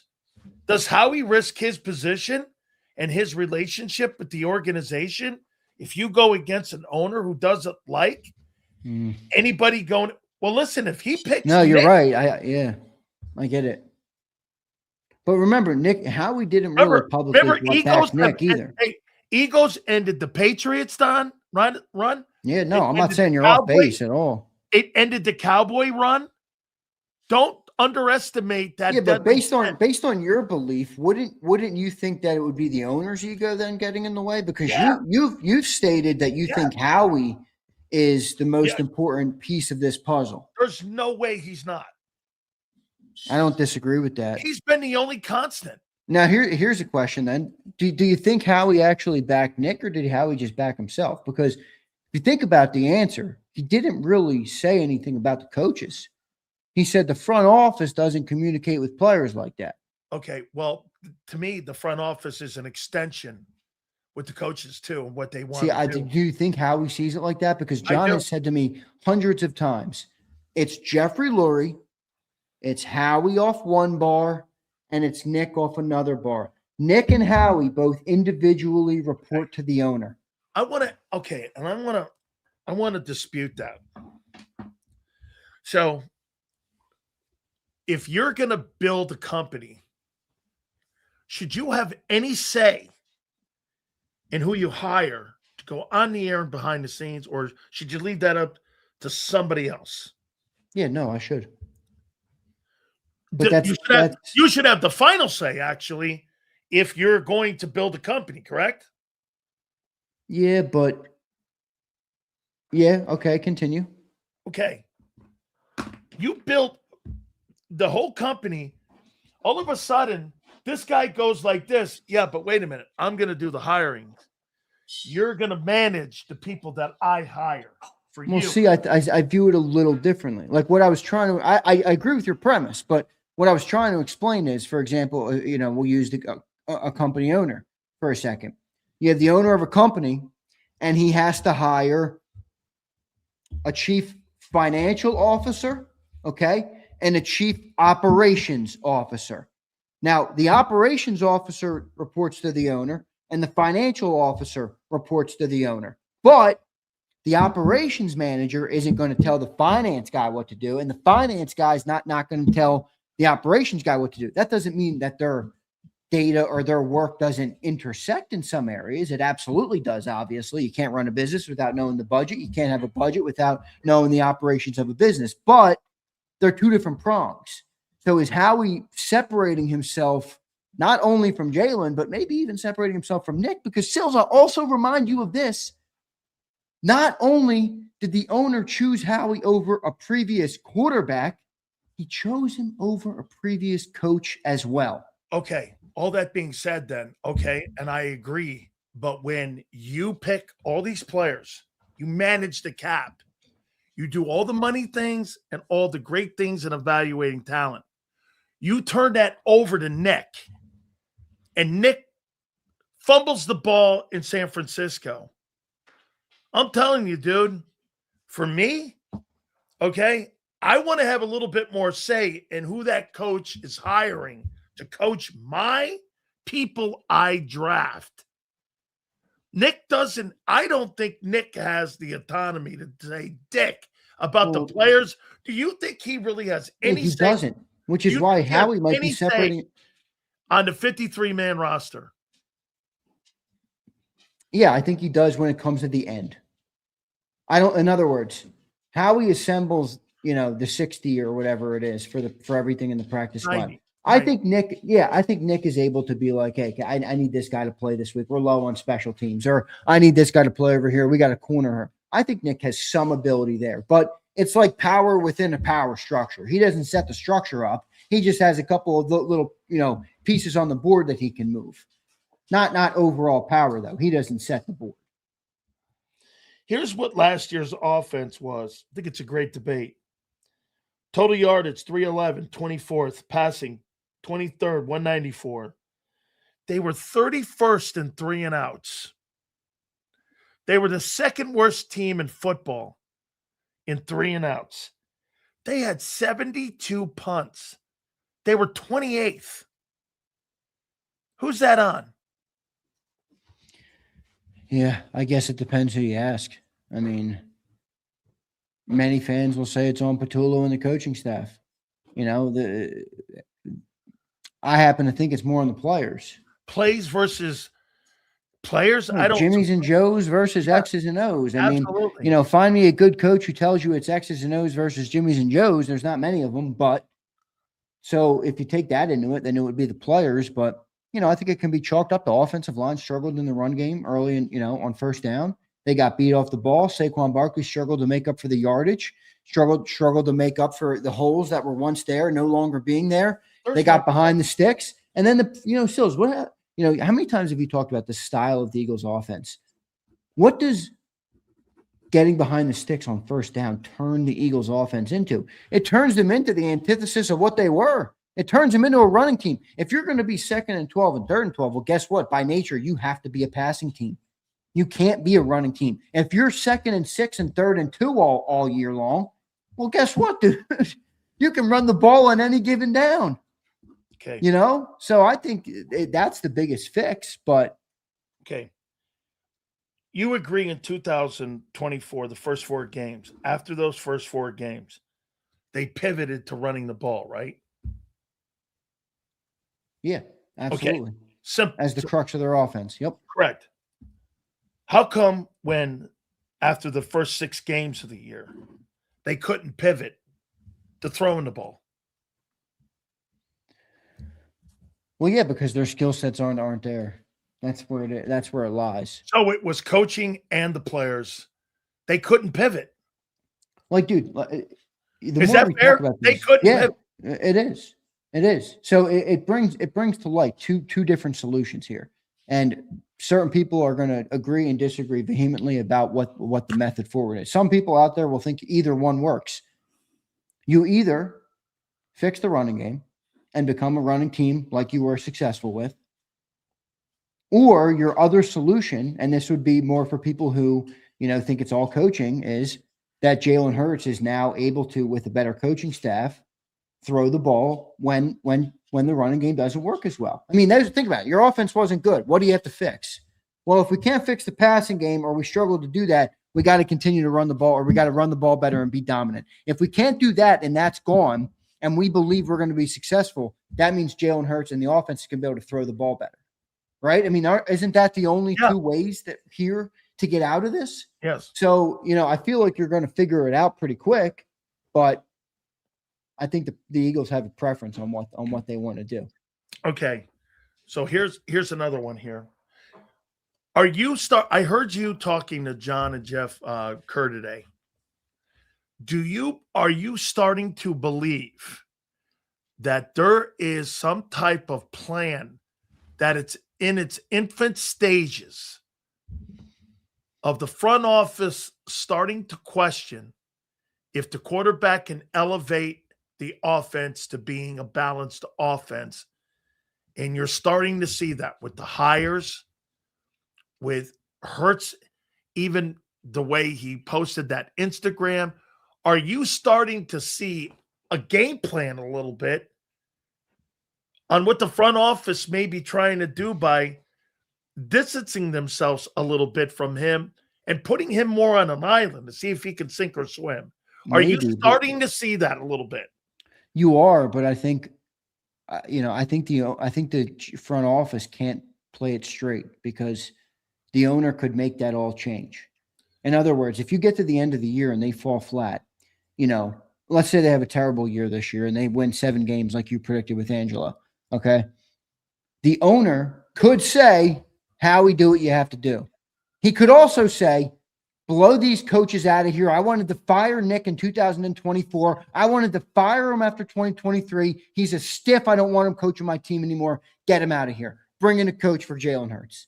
He could also say that. And then what's Howie have to do? Howie's going to get a knock on from Nicole Lynn for the new contract, and the owner's going to make that decision. And if the owner chooses to do that, well, guess what? Howie's paying Jalen Hurts. So I think that variable, though, can't be removed. In other words, you can't just say Howie's distancing himself from Jalen Hurts, and that means he's going to move on. He might be distancing himself from both of them so that when the owner has to make an inevitable switch on one of them, Howie skates by scot-free like he has the last couple of coaching changes. I mean, it's not often so that you see a GM make it for 3 different coaches. No. Or 4 different, or however many it's been. No. So I kind of think Howie might be saying, let me show my value in my realm. Nick is the coach, Jalen's the court, Well, and I'm just going to separate myself from both of them. I'm going a different little angle now. The reason I asked you that question. So we kind of believe what you just said, what you just laid out. It looks like there's little landing pads for Howie, for maybe the owner. And if this thing does go south, right? Looks like a small plan starting to take shape, right? Yeah. Well, if you're Nicole Lynn and you're Jalen, don't you want to get ahead of that too and go like this? Well, let me tell you something. If they're setting me up for fucking failure here, let us have an exit strategy as well, because I'm not going to be one left without a chair to sit in at the end of this thing without all these bullshit decisions that they've made. This whole Scott Loeffler thing and all of this, I thought was the first sign that Jalen and Nicole Lynn went like this. Listen, I'm not going to get to December, Zander, and everyone in Philadelphia is hollering for my head. Yeah, but dude, remember, he's got the ace in the sleeve. He does. That's why I'm saying he's got the owner. I mean, if you're he's got the no trade. Well, that too. But he also, like, if you're Nick, that owner will turn on him like he turned on Wentz. He will, but he might do it last. Dude, that guy gave Wentz $32 million. And then remember, he wanted to keep Wentz. He hired Nick Sirianni for Wentz. But at the end, he went, you're out. Because the player made it untenable. So I'm just saying, if you're, for example, you brought Nicole Lynn though. Like if you're Sirianni's agent, Sills, you have less in your favor that the owner is going to choose you, unless you've been privately told by the owner, I'm sticking with you. Bro, let's see what Jalen can do. If you're Nicole Lynn, you're like, dude, we got the owner on our side. Yeah, for how long? At least until Nick gets blown out. I'm not putting my fate in an organization that has made You say this to me every freaking time, Zander. You go like this. That owner is too impulsive. How many times do you tell me that Jeffrey Lurie's it's been good. There's been positives to that too. But I told you that too. But I'm not, as a player, when I have a no trade, gonna sit down with an impulsive owner and hoping that I can keep that guy on my side. Dude, Howie Roseman had a chance to knock a home run off the T-ball last week, and he refused to do it.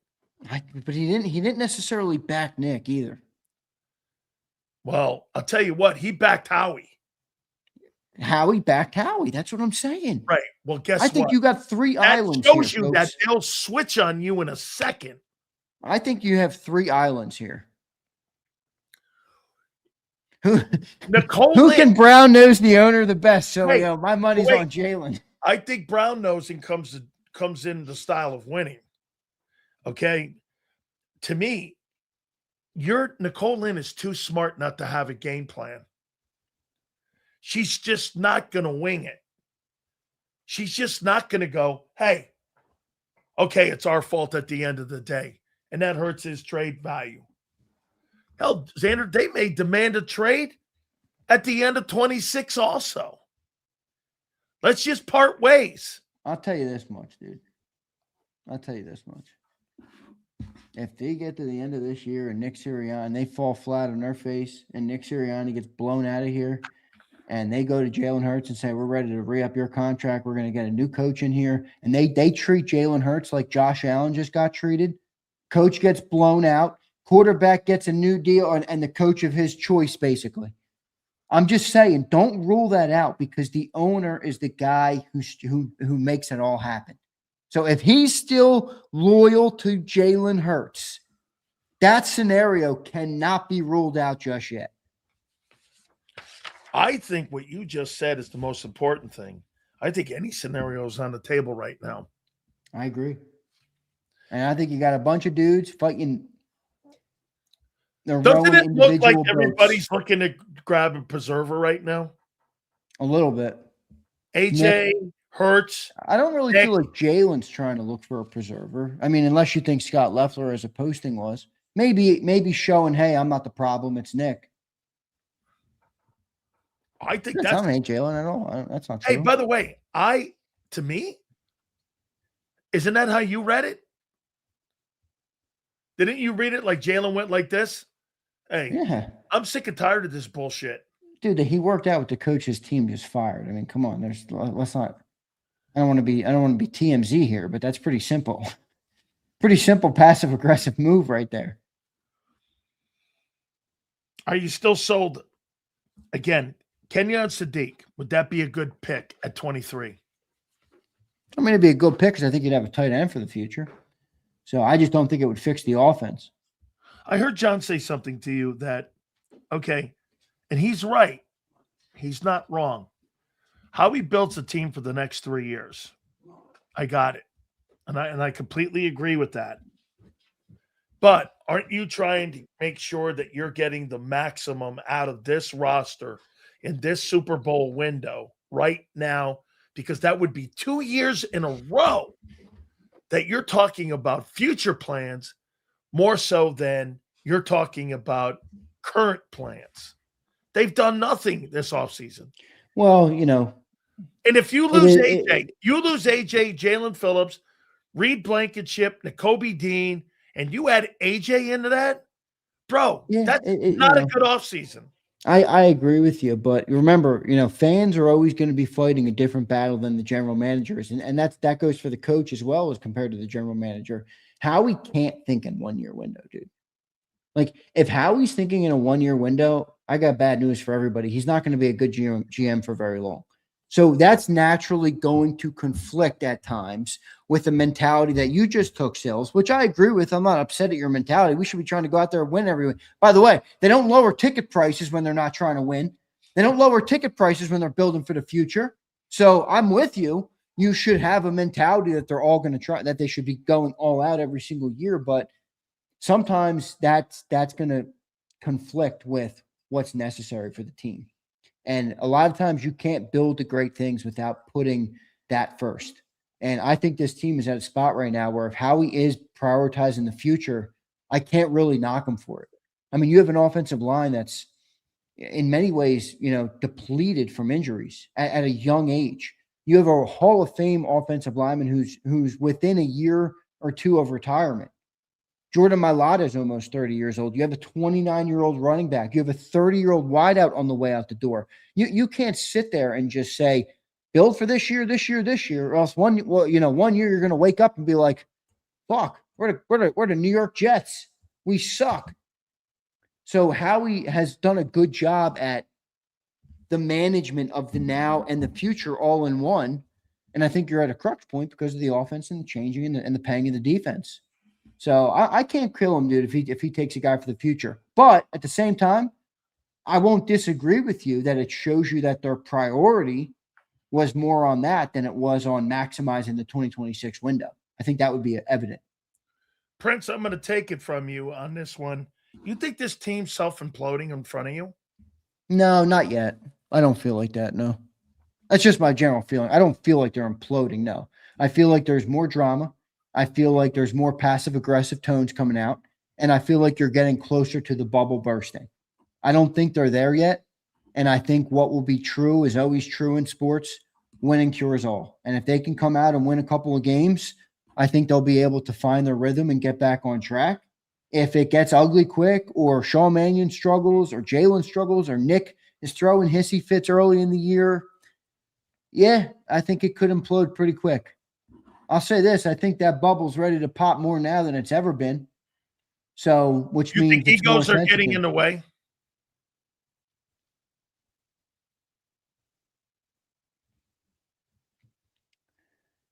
Yeah, but I mean, if it was egos, then yeah, it's ego a little bit, but I think there's reason for there to be concern.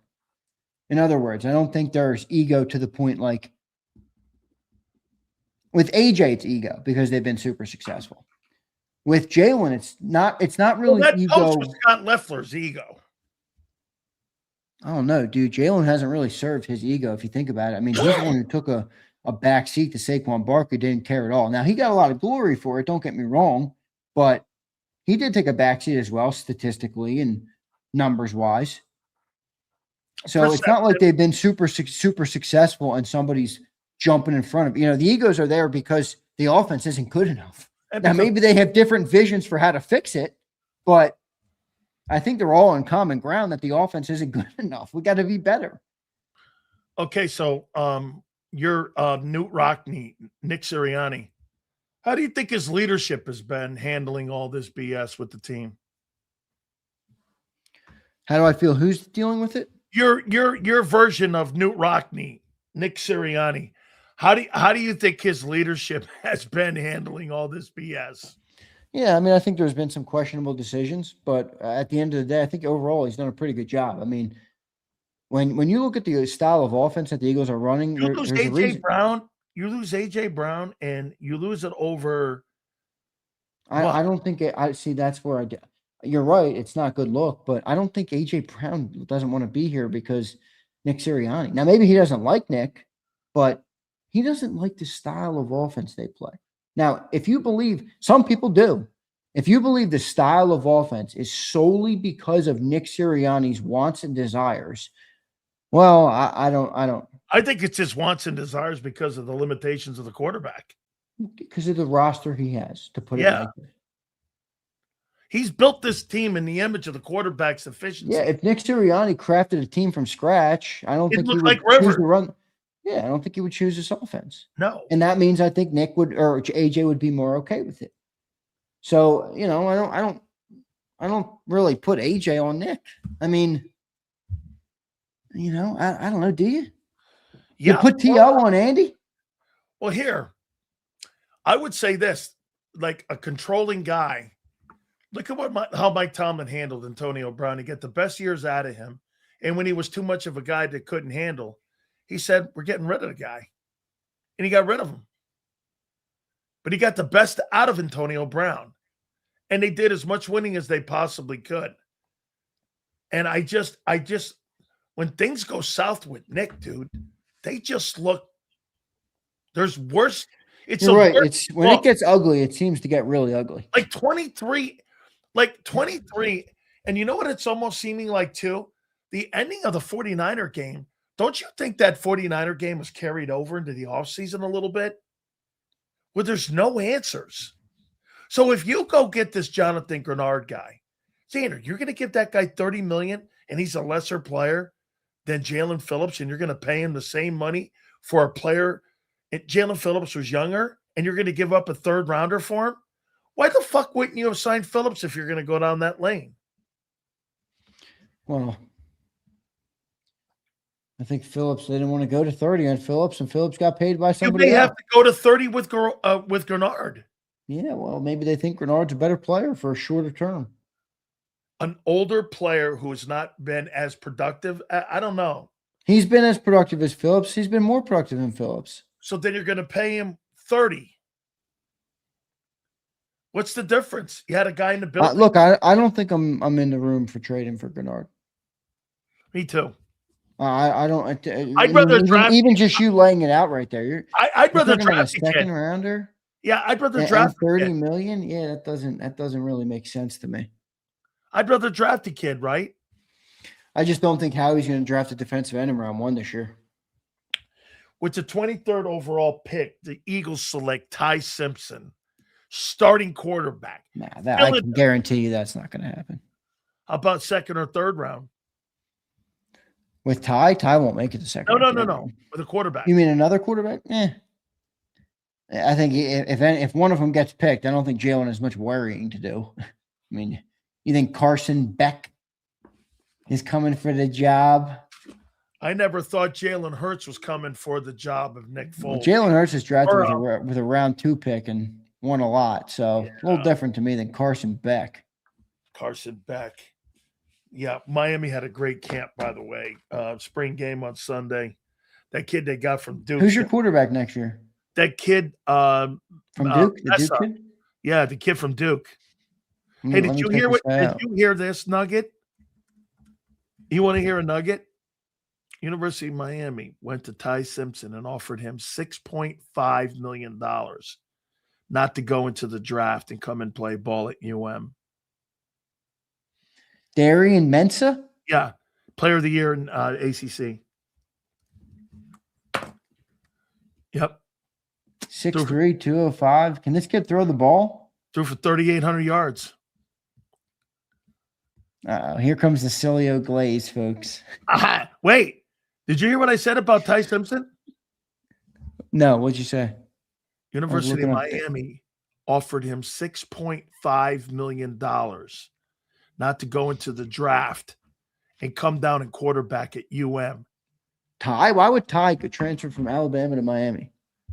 I just said $6.5 million. Ty's a love of the game guy, you know. Well, love of the game guy. Dude, he comes off like Tim Tebow. Somebody put that in our chat, and I can't unsee it. He's like a Tim Tebow. He is. 6.5. He's like a goofy Tim Tebow, but I like him. I like Ty. I think Ty's going to be actually pretty good. I don't know where Miami's getting his money from. What do you mean you don't know where Miami's getting the money? You know how much money there is in Miami? There's money all over the place. Yeah, it's cocaine dough, but it's... I don't know, dude. People are flocking there from New York now, too. $6.5 million. Man, if I just wish... Hey, did you see that video I posted of Butch getting on my ass? It's a pretty good video, him coaching me, because I tipped a sled over. He got mad at me on tipping the sled over. I was a young dude. I want you to do it this way, Danny. Do it this way. Oh, man, I love coaching those guys. All right, so who do you got? Who's your boy, Blake Miller at 23? No. What other fishy old lineman that you got down there at 23? Yeah, I'd like to go up and get Vega. I think Vega is your biggest immediate impact and future impact. I think he addresses the thing that you've said, why you don't want to draft an O-line, because you want immediate impact. I think Vega gives you immediate impact and sets you up well for the future. So what you're saying is you're not replacing hiring Lane's replacement. You're hiring Landon's replacement. Well, him. you're getting an interior guy who, where you have a shaky line, a lot of injuries. Okay. You're getting Landon's replacement. He can't go outside. Vegas, you don't think there's any chance he plays outside? Zero. Now, right? Zero. Yeah, no, he's not going to play outside. So you're getting Landon's replacement and not Lane's. Right? I like Vega. I think Vega's a good player, man. We need a good player. So I didn't say he's not. So I don't really think the draft is that great this year in terms of top tier talent. You're at 23. There's a chance you're gonna have to make a pick. Try and get the best starter you can. I mean, should we even be looking at it like we need a Lane Johnson replacement? No, maybe not. Well, here's what I would do is to get Lane Johnson. What do you think the Giants are going to do? They got what, 5-10 now? Jesus Christ. Let me go here with. By the way, that guy is legitimately the worst general manager in all of pro football. 100%. I agree with you. I don't know what John's talking about. He's horrible. Let me tell you what he did. So he's mismanaged. Sileo, he's mismanaged every single. Now he mismanaged Dexter Lawrence. I mean, the guy's a fucking idiot. So great for Eagles fans, but the guy's an idiot. So when John says he let Barkley go and it was the right thing. I say this to you. You want to help a young quarterback? You take the run game away? How are you doing that? Dude, so you let Barkley go for nothing. He goes and gets $2K in a ring. Now you just let what did Daniel Jones? He just got $48 million with the Colts. Now you just gave this guy away who's going to make 30 in Cincinnati who never does it. The idea is to accumulate good players. Isn't that what Howie says? Yeah. Yep. So they have a chance to get 2 good players. The question is, will it be Joe Schoen's picks or will it be John Harbaugh's? Probably both, but more is John Harbaugh's. And if I were betting, there's really not a defensive tackle in the draft unless you get the Ohio State kid, and that's way too high. They may trade down at 10 and try to get and accumulate more picks and try to trade down, because if you go down and get that kid from Ohio State. Well, what if they get Sonny Styles and Caleb Downs? Okay, well, you still need an interior defensive tackle, don't you? I know, but they do have. Remember, they got like 4 freaking edge rushers, dude. I know. You're still weak up the middle, though. I know. Burns is actually not that bad against the run, but you're right. You're still going to need interior help. Yeah, you need an interior guy. But here for me, check this out with the Eagles, though. So if you do get that conditional, by the way, it is now a conditional 2 and 3. If the guy plays 75% of the snaps, it will go to a 1. But as of right now, I think it's going to be a conditional 2 and a 3rd round pick. So what we've been saying the whole time, 2 for and 3, AJ, is that what you think it's going to be? But it's going to be conditional, which has been added. Zander, next year, if your quarterback does shit the bed, you'll have 2 first-round picks in 27. And if the Patriots, you hope, absolutely crap all over themselves and they win 6 games or 5 games, you may be picking in the top 5 next year. The Patriots aren't going to lose that many games. Why would the Patriots fall off that hard? You've seen a lot of teams after a Super Bowl run go the other way, haven't you? You certainly have, but not to. I mean, 5 wins, 4 wins. Come on, dude. They have, especially with AJ Brown. I'm being optimistic with you here. I'm trying to help Eagle fans. Well, here. I'm trying to be. Let's be realistic. How about that? Not optimistic or pessimistic. How about realistic? Oh, here's a realistic thing. You'll be 32nd in pass offense next year. That's realistic. All right. All right. Hey, was this not a gold nugget? No comment. Was this not a gold nugget day? AJ going. We already knew this, though. Dude, I woke up. I'm like, this is a Sileo Super Bowl on a Monday. Oh, and we got build up for this. And if I can land on Kenyon Sadiq. What do you think Jalen meant by the Scott Loeffler post? I think it's exactly what I said. He put them on notice. I'm sick of your shit. I'm sick of all this changing of the guard and not asking me my opinion. You want to know what my opinion is? You should have kept Scott Loeffler in the fucking building. You should have kept fucking Jeff Stoutland in the building. Here's what I'm saying. I'm showing you I like the guy. You didn't like the guy? That's on you. I think you're hiring people I don't know or they don't know me. How does fucking Sean Mannion not know Jalen Hurts? What, from Madden? Makes no sense. I think he told him flat out, hey, I like this guy. You didn't like him? Tough shit. I'm still working with him. Hey, Don. I think you're right. And I think if you're the owner, you might like it. Where the quarterback steps up, right? It's all good, dude. Are you kidding me, man? We got good puppies everywhere. Let's get to some of these super chats here. Guys, I appreciate you very much.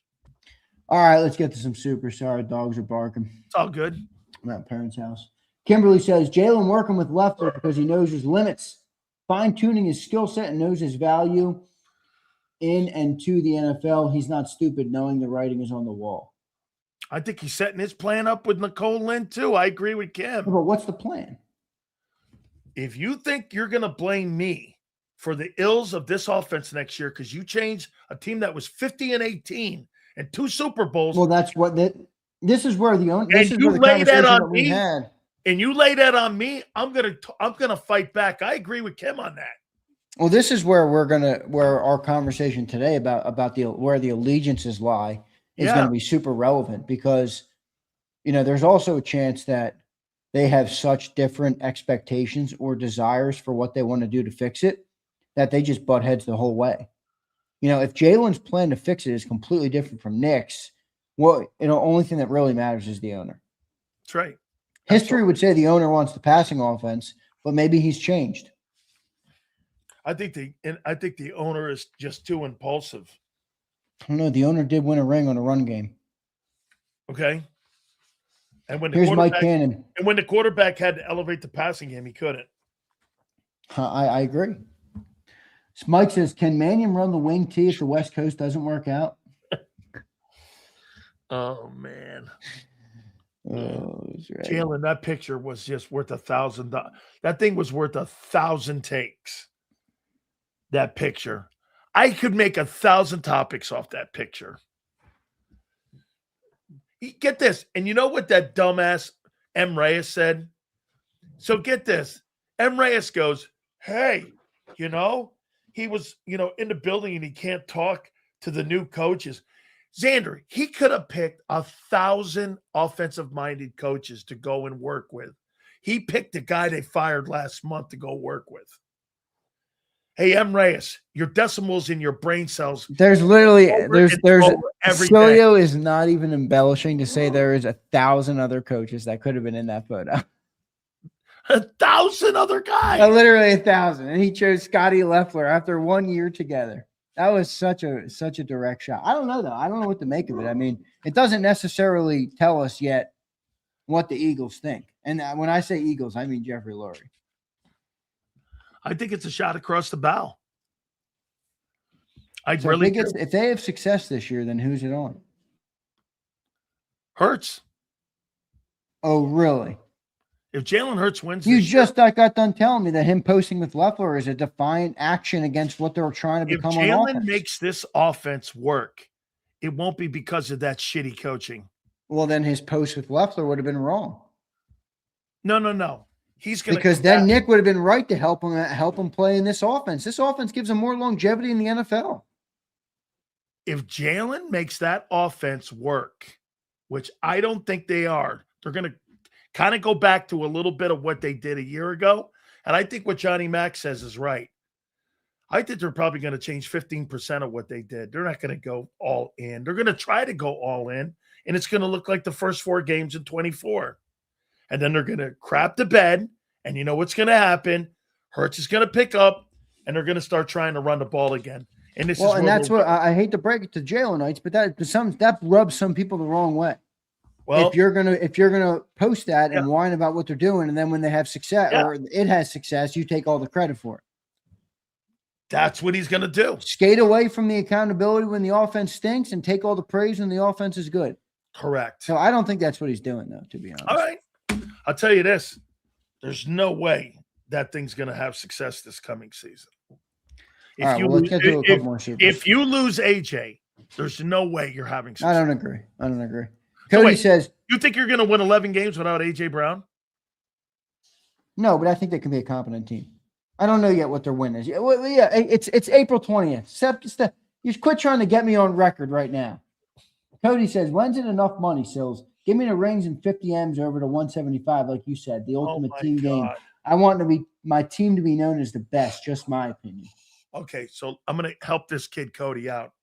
Cody, do you want to make a $50 million a year contract, or do you want to own a Super Bowl ring?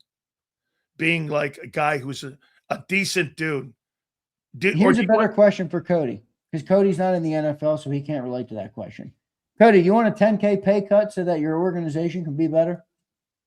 That you work for? So that the company you work for can be better? How stupid these people are. No, I'm not calling Cody stupid. I'm just saying that's my rebuttal to his comment. Cody, $150 million versus a ring. Give me a freaking break. Kyle says, Sills, we rip Howie for his bad picks, but look at Colbert. Guys like Artie Burns, Corey Davis, and Bud Dupree.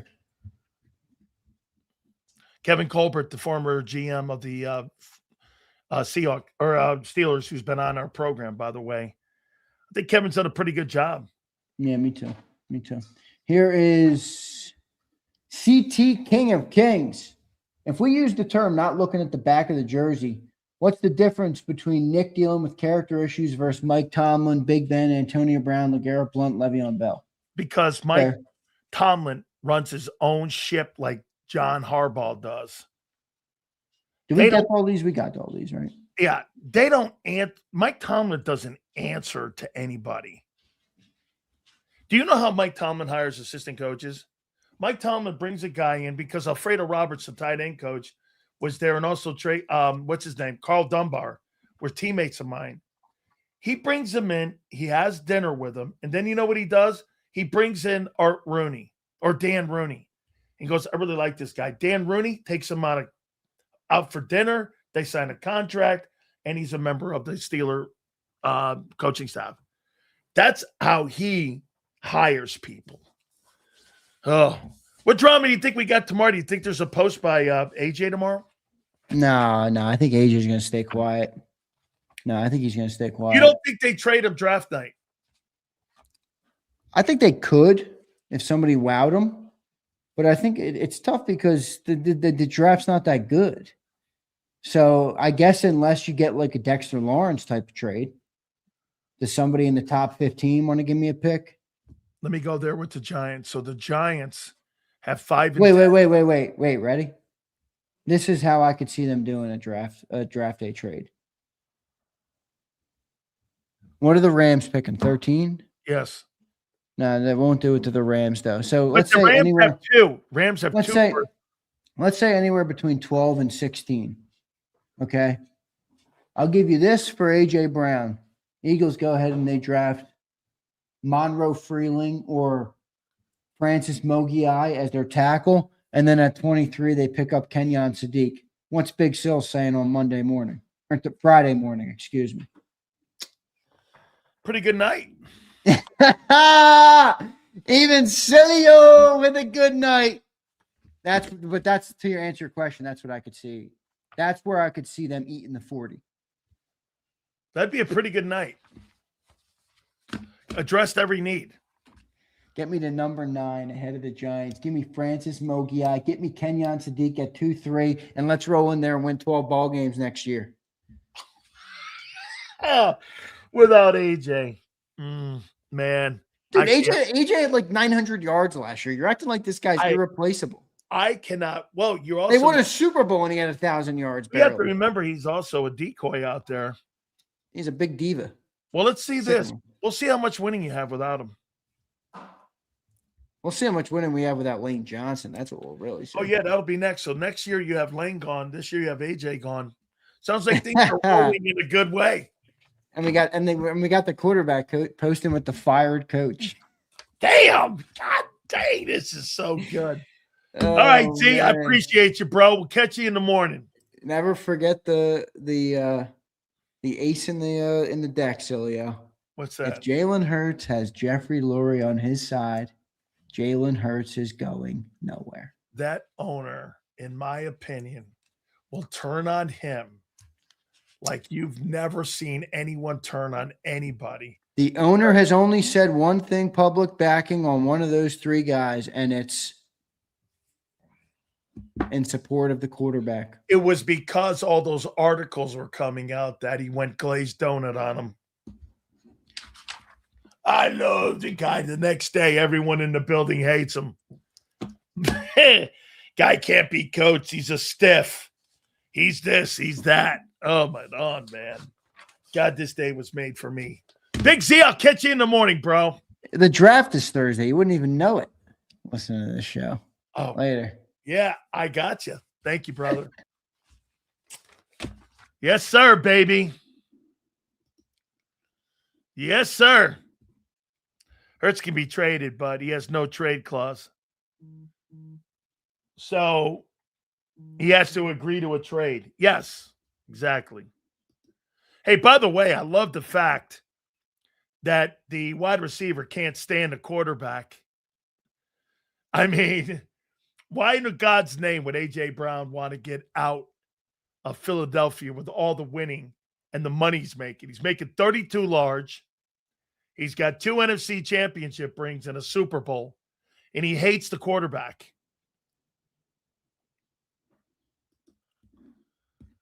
Sills, I caught your boy Michael Irvin covering UFC last week. He does a great job on his analysis. Could we see you talking UFC one day? As a matter of fact, I'm working on talking with Dana White. And I've talked to Dana a couple times. He's a big Hurricane fan. Let's see here. Yeah, so he was really good. Aaron Rodgers won Super Bowl. Jalen Hurts. Yeah, you're right, Philadelphia. People would always get Jalen Hurts mixed up with Aaron Rodgers. One guy's got 500 touchdown passes, and the other guy's got 500 touchdown passes and like 100 interceptions in his career. You're right, dude. He's a better player. Oh, my God. Holy cow. Get this. Aaron Rodgers will go down as one of the greatest quarterbacks to ever play the position. Listen to this, man. 4-time most valuable player. I think he's got more MVPs than Brady. Let's see. Here's Rodgers. These numbers are just, how about this? My God almighty. These numbers are just insane. He's got 123 interceptions and 527. He's got 400 more TD passes than he does picks. 45 TDs, 6 interceptions. 40 touchdowns, 7 picks. In his entire 21-year career, he's thrown double-digit interceptions 1, 2, 3, 4 times in 21 years. I mean, he went a span of 1, 2, 3, 4, 5, 6, 7, 8, 9, 10, 11, 12, 13 years where he threw this amount of picks and over 38 touchdowns. 6, 8, 6, 5, 8, 7, 6, 2, 2, 4, 4, 3. He's truly one of the greatest quarterbacks that's ever lived. 66,000 yards, 163 wins and 93 losses. Incredible. One of the truly more gifted players in the history of the sport. I mean, end of the day, you go to the Hall of Fame for your accomplishments, not Super Bowl wins.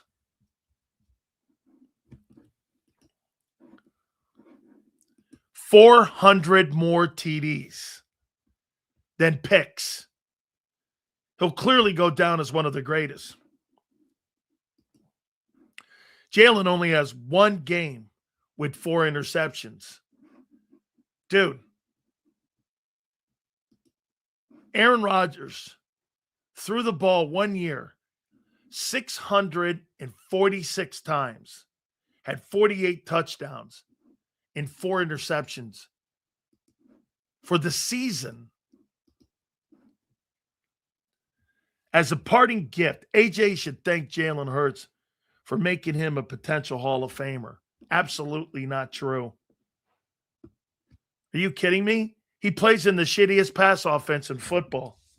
Look at this, like I said. Here was your team a year ago. Your offense in total yards was 24th, 311 yards in total offense. Passing, 194.3. They were 23rd. 3 and outs. They were 31st. They had 50. Do you understand? You were the worst football team in 3 and outs in the NFL last year. The second worst team in 3 and outs. The second worst team. And that's why you got beat by a shitty 49er team. You couldn't beat the shitty 49ers.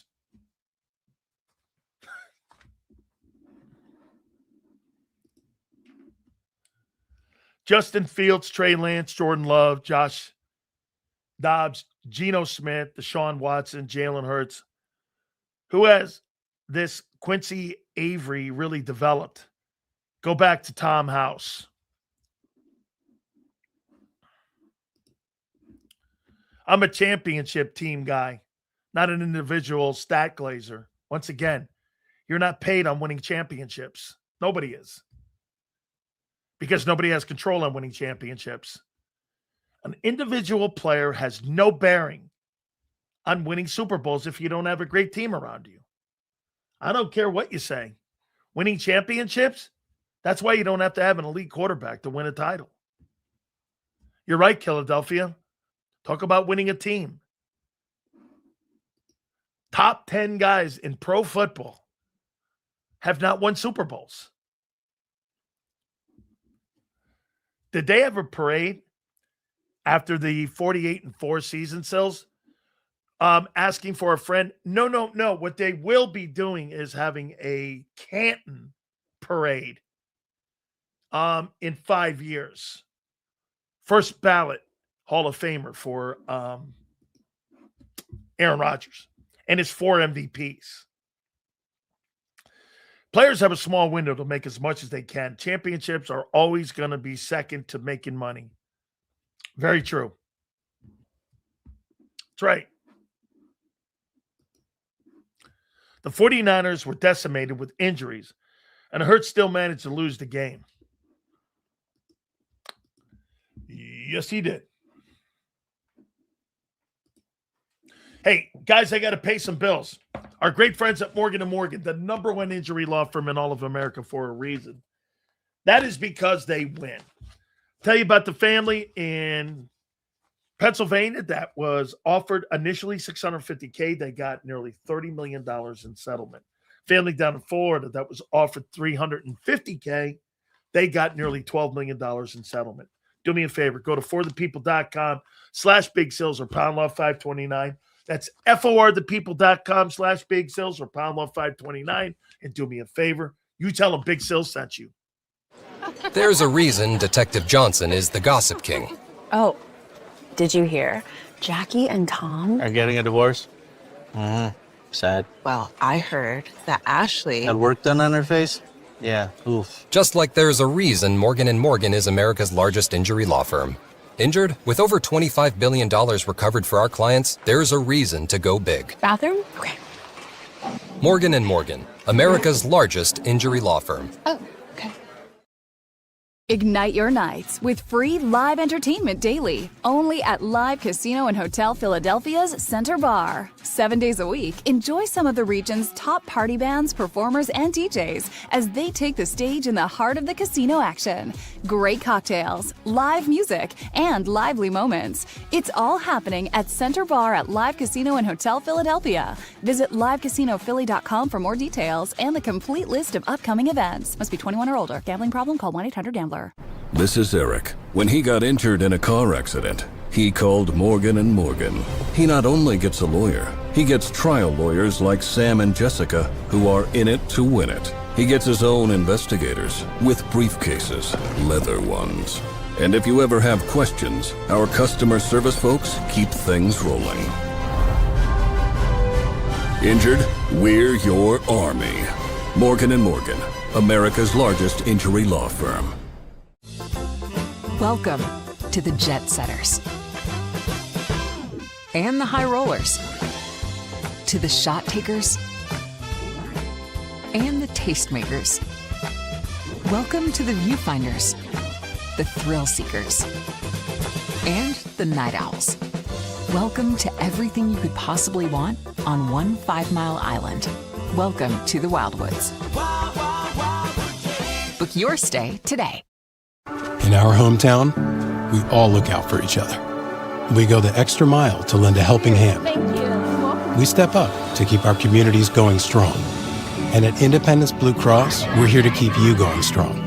We've been deeply rooted in our communities for more than 85 years. And that connection to members has earned us our spot as the #1 health insurer in the region. So while you look out for your neighbors, know IBX is always looking out for you.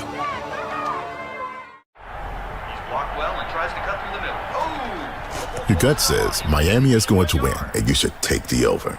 Your gut also said your NFT selfies would only go up in value. They didn't. But your head is on Sports Grid and knows the QB is in concussion protocol. The backup has a 45 QBR against the zone coverage. The New York D has the most sacks in the league. So yeah, trust your head. It's smarter to be on Sports Grid. EAGLES. Eagles.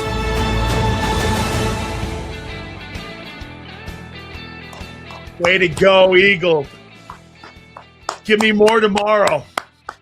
Give me more tomorrow. A disgruntled wideout and a quarterback who hates what they're doing. Please give me more. Hit the like button. We will see you tomorrow, and we will catch you on the flip side.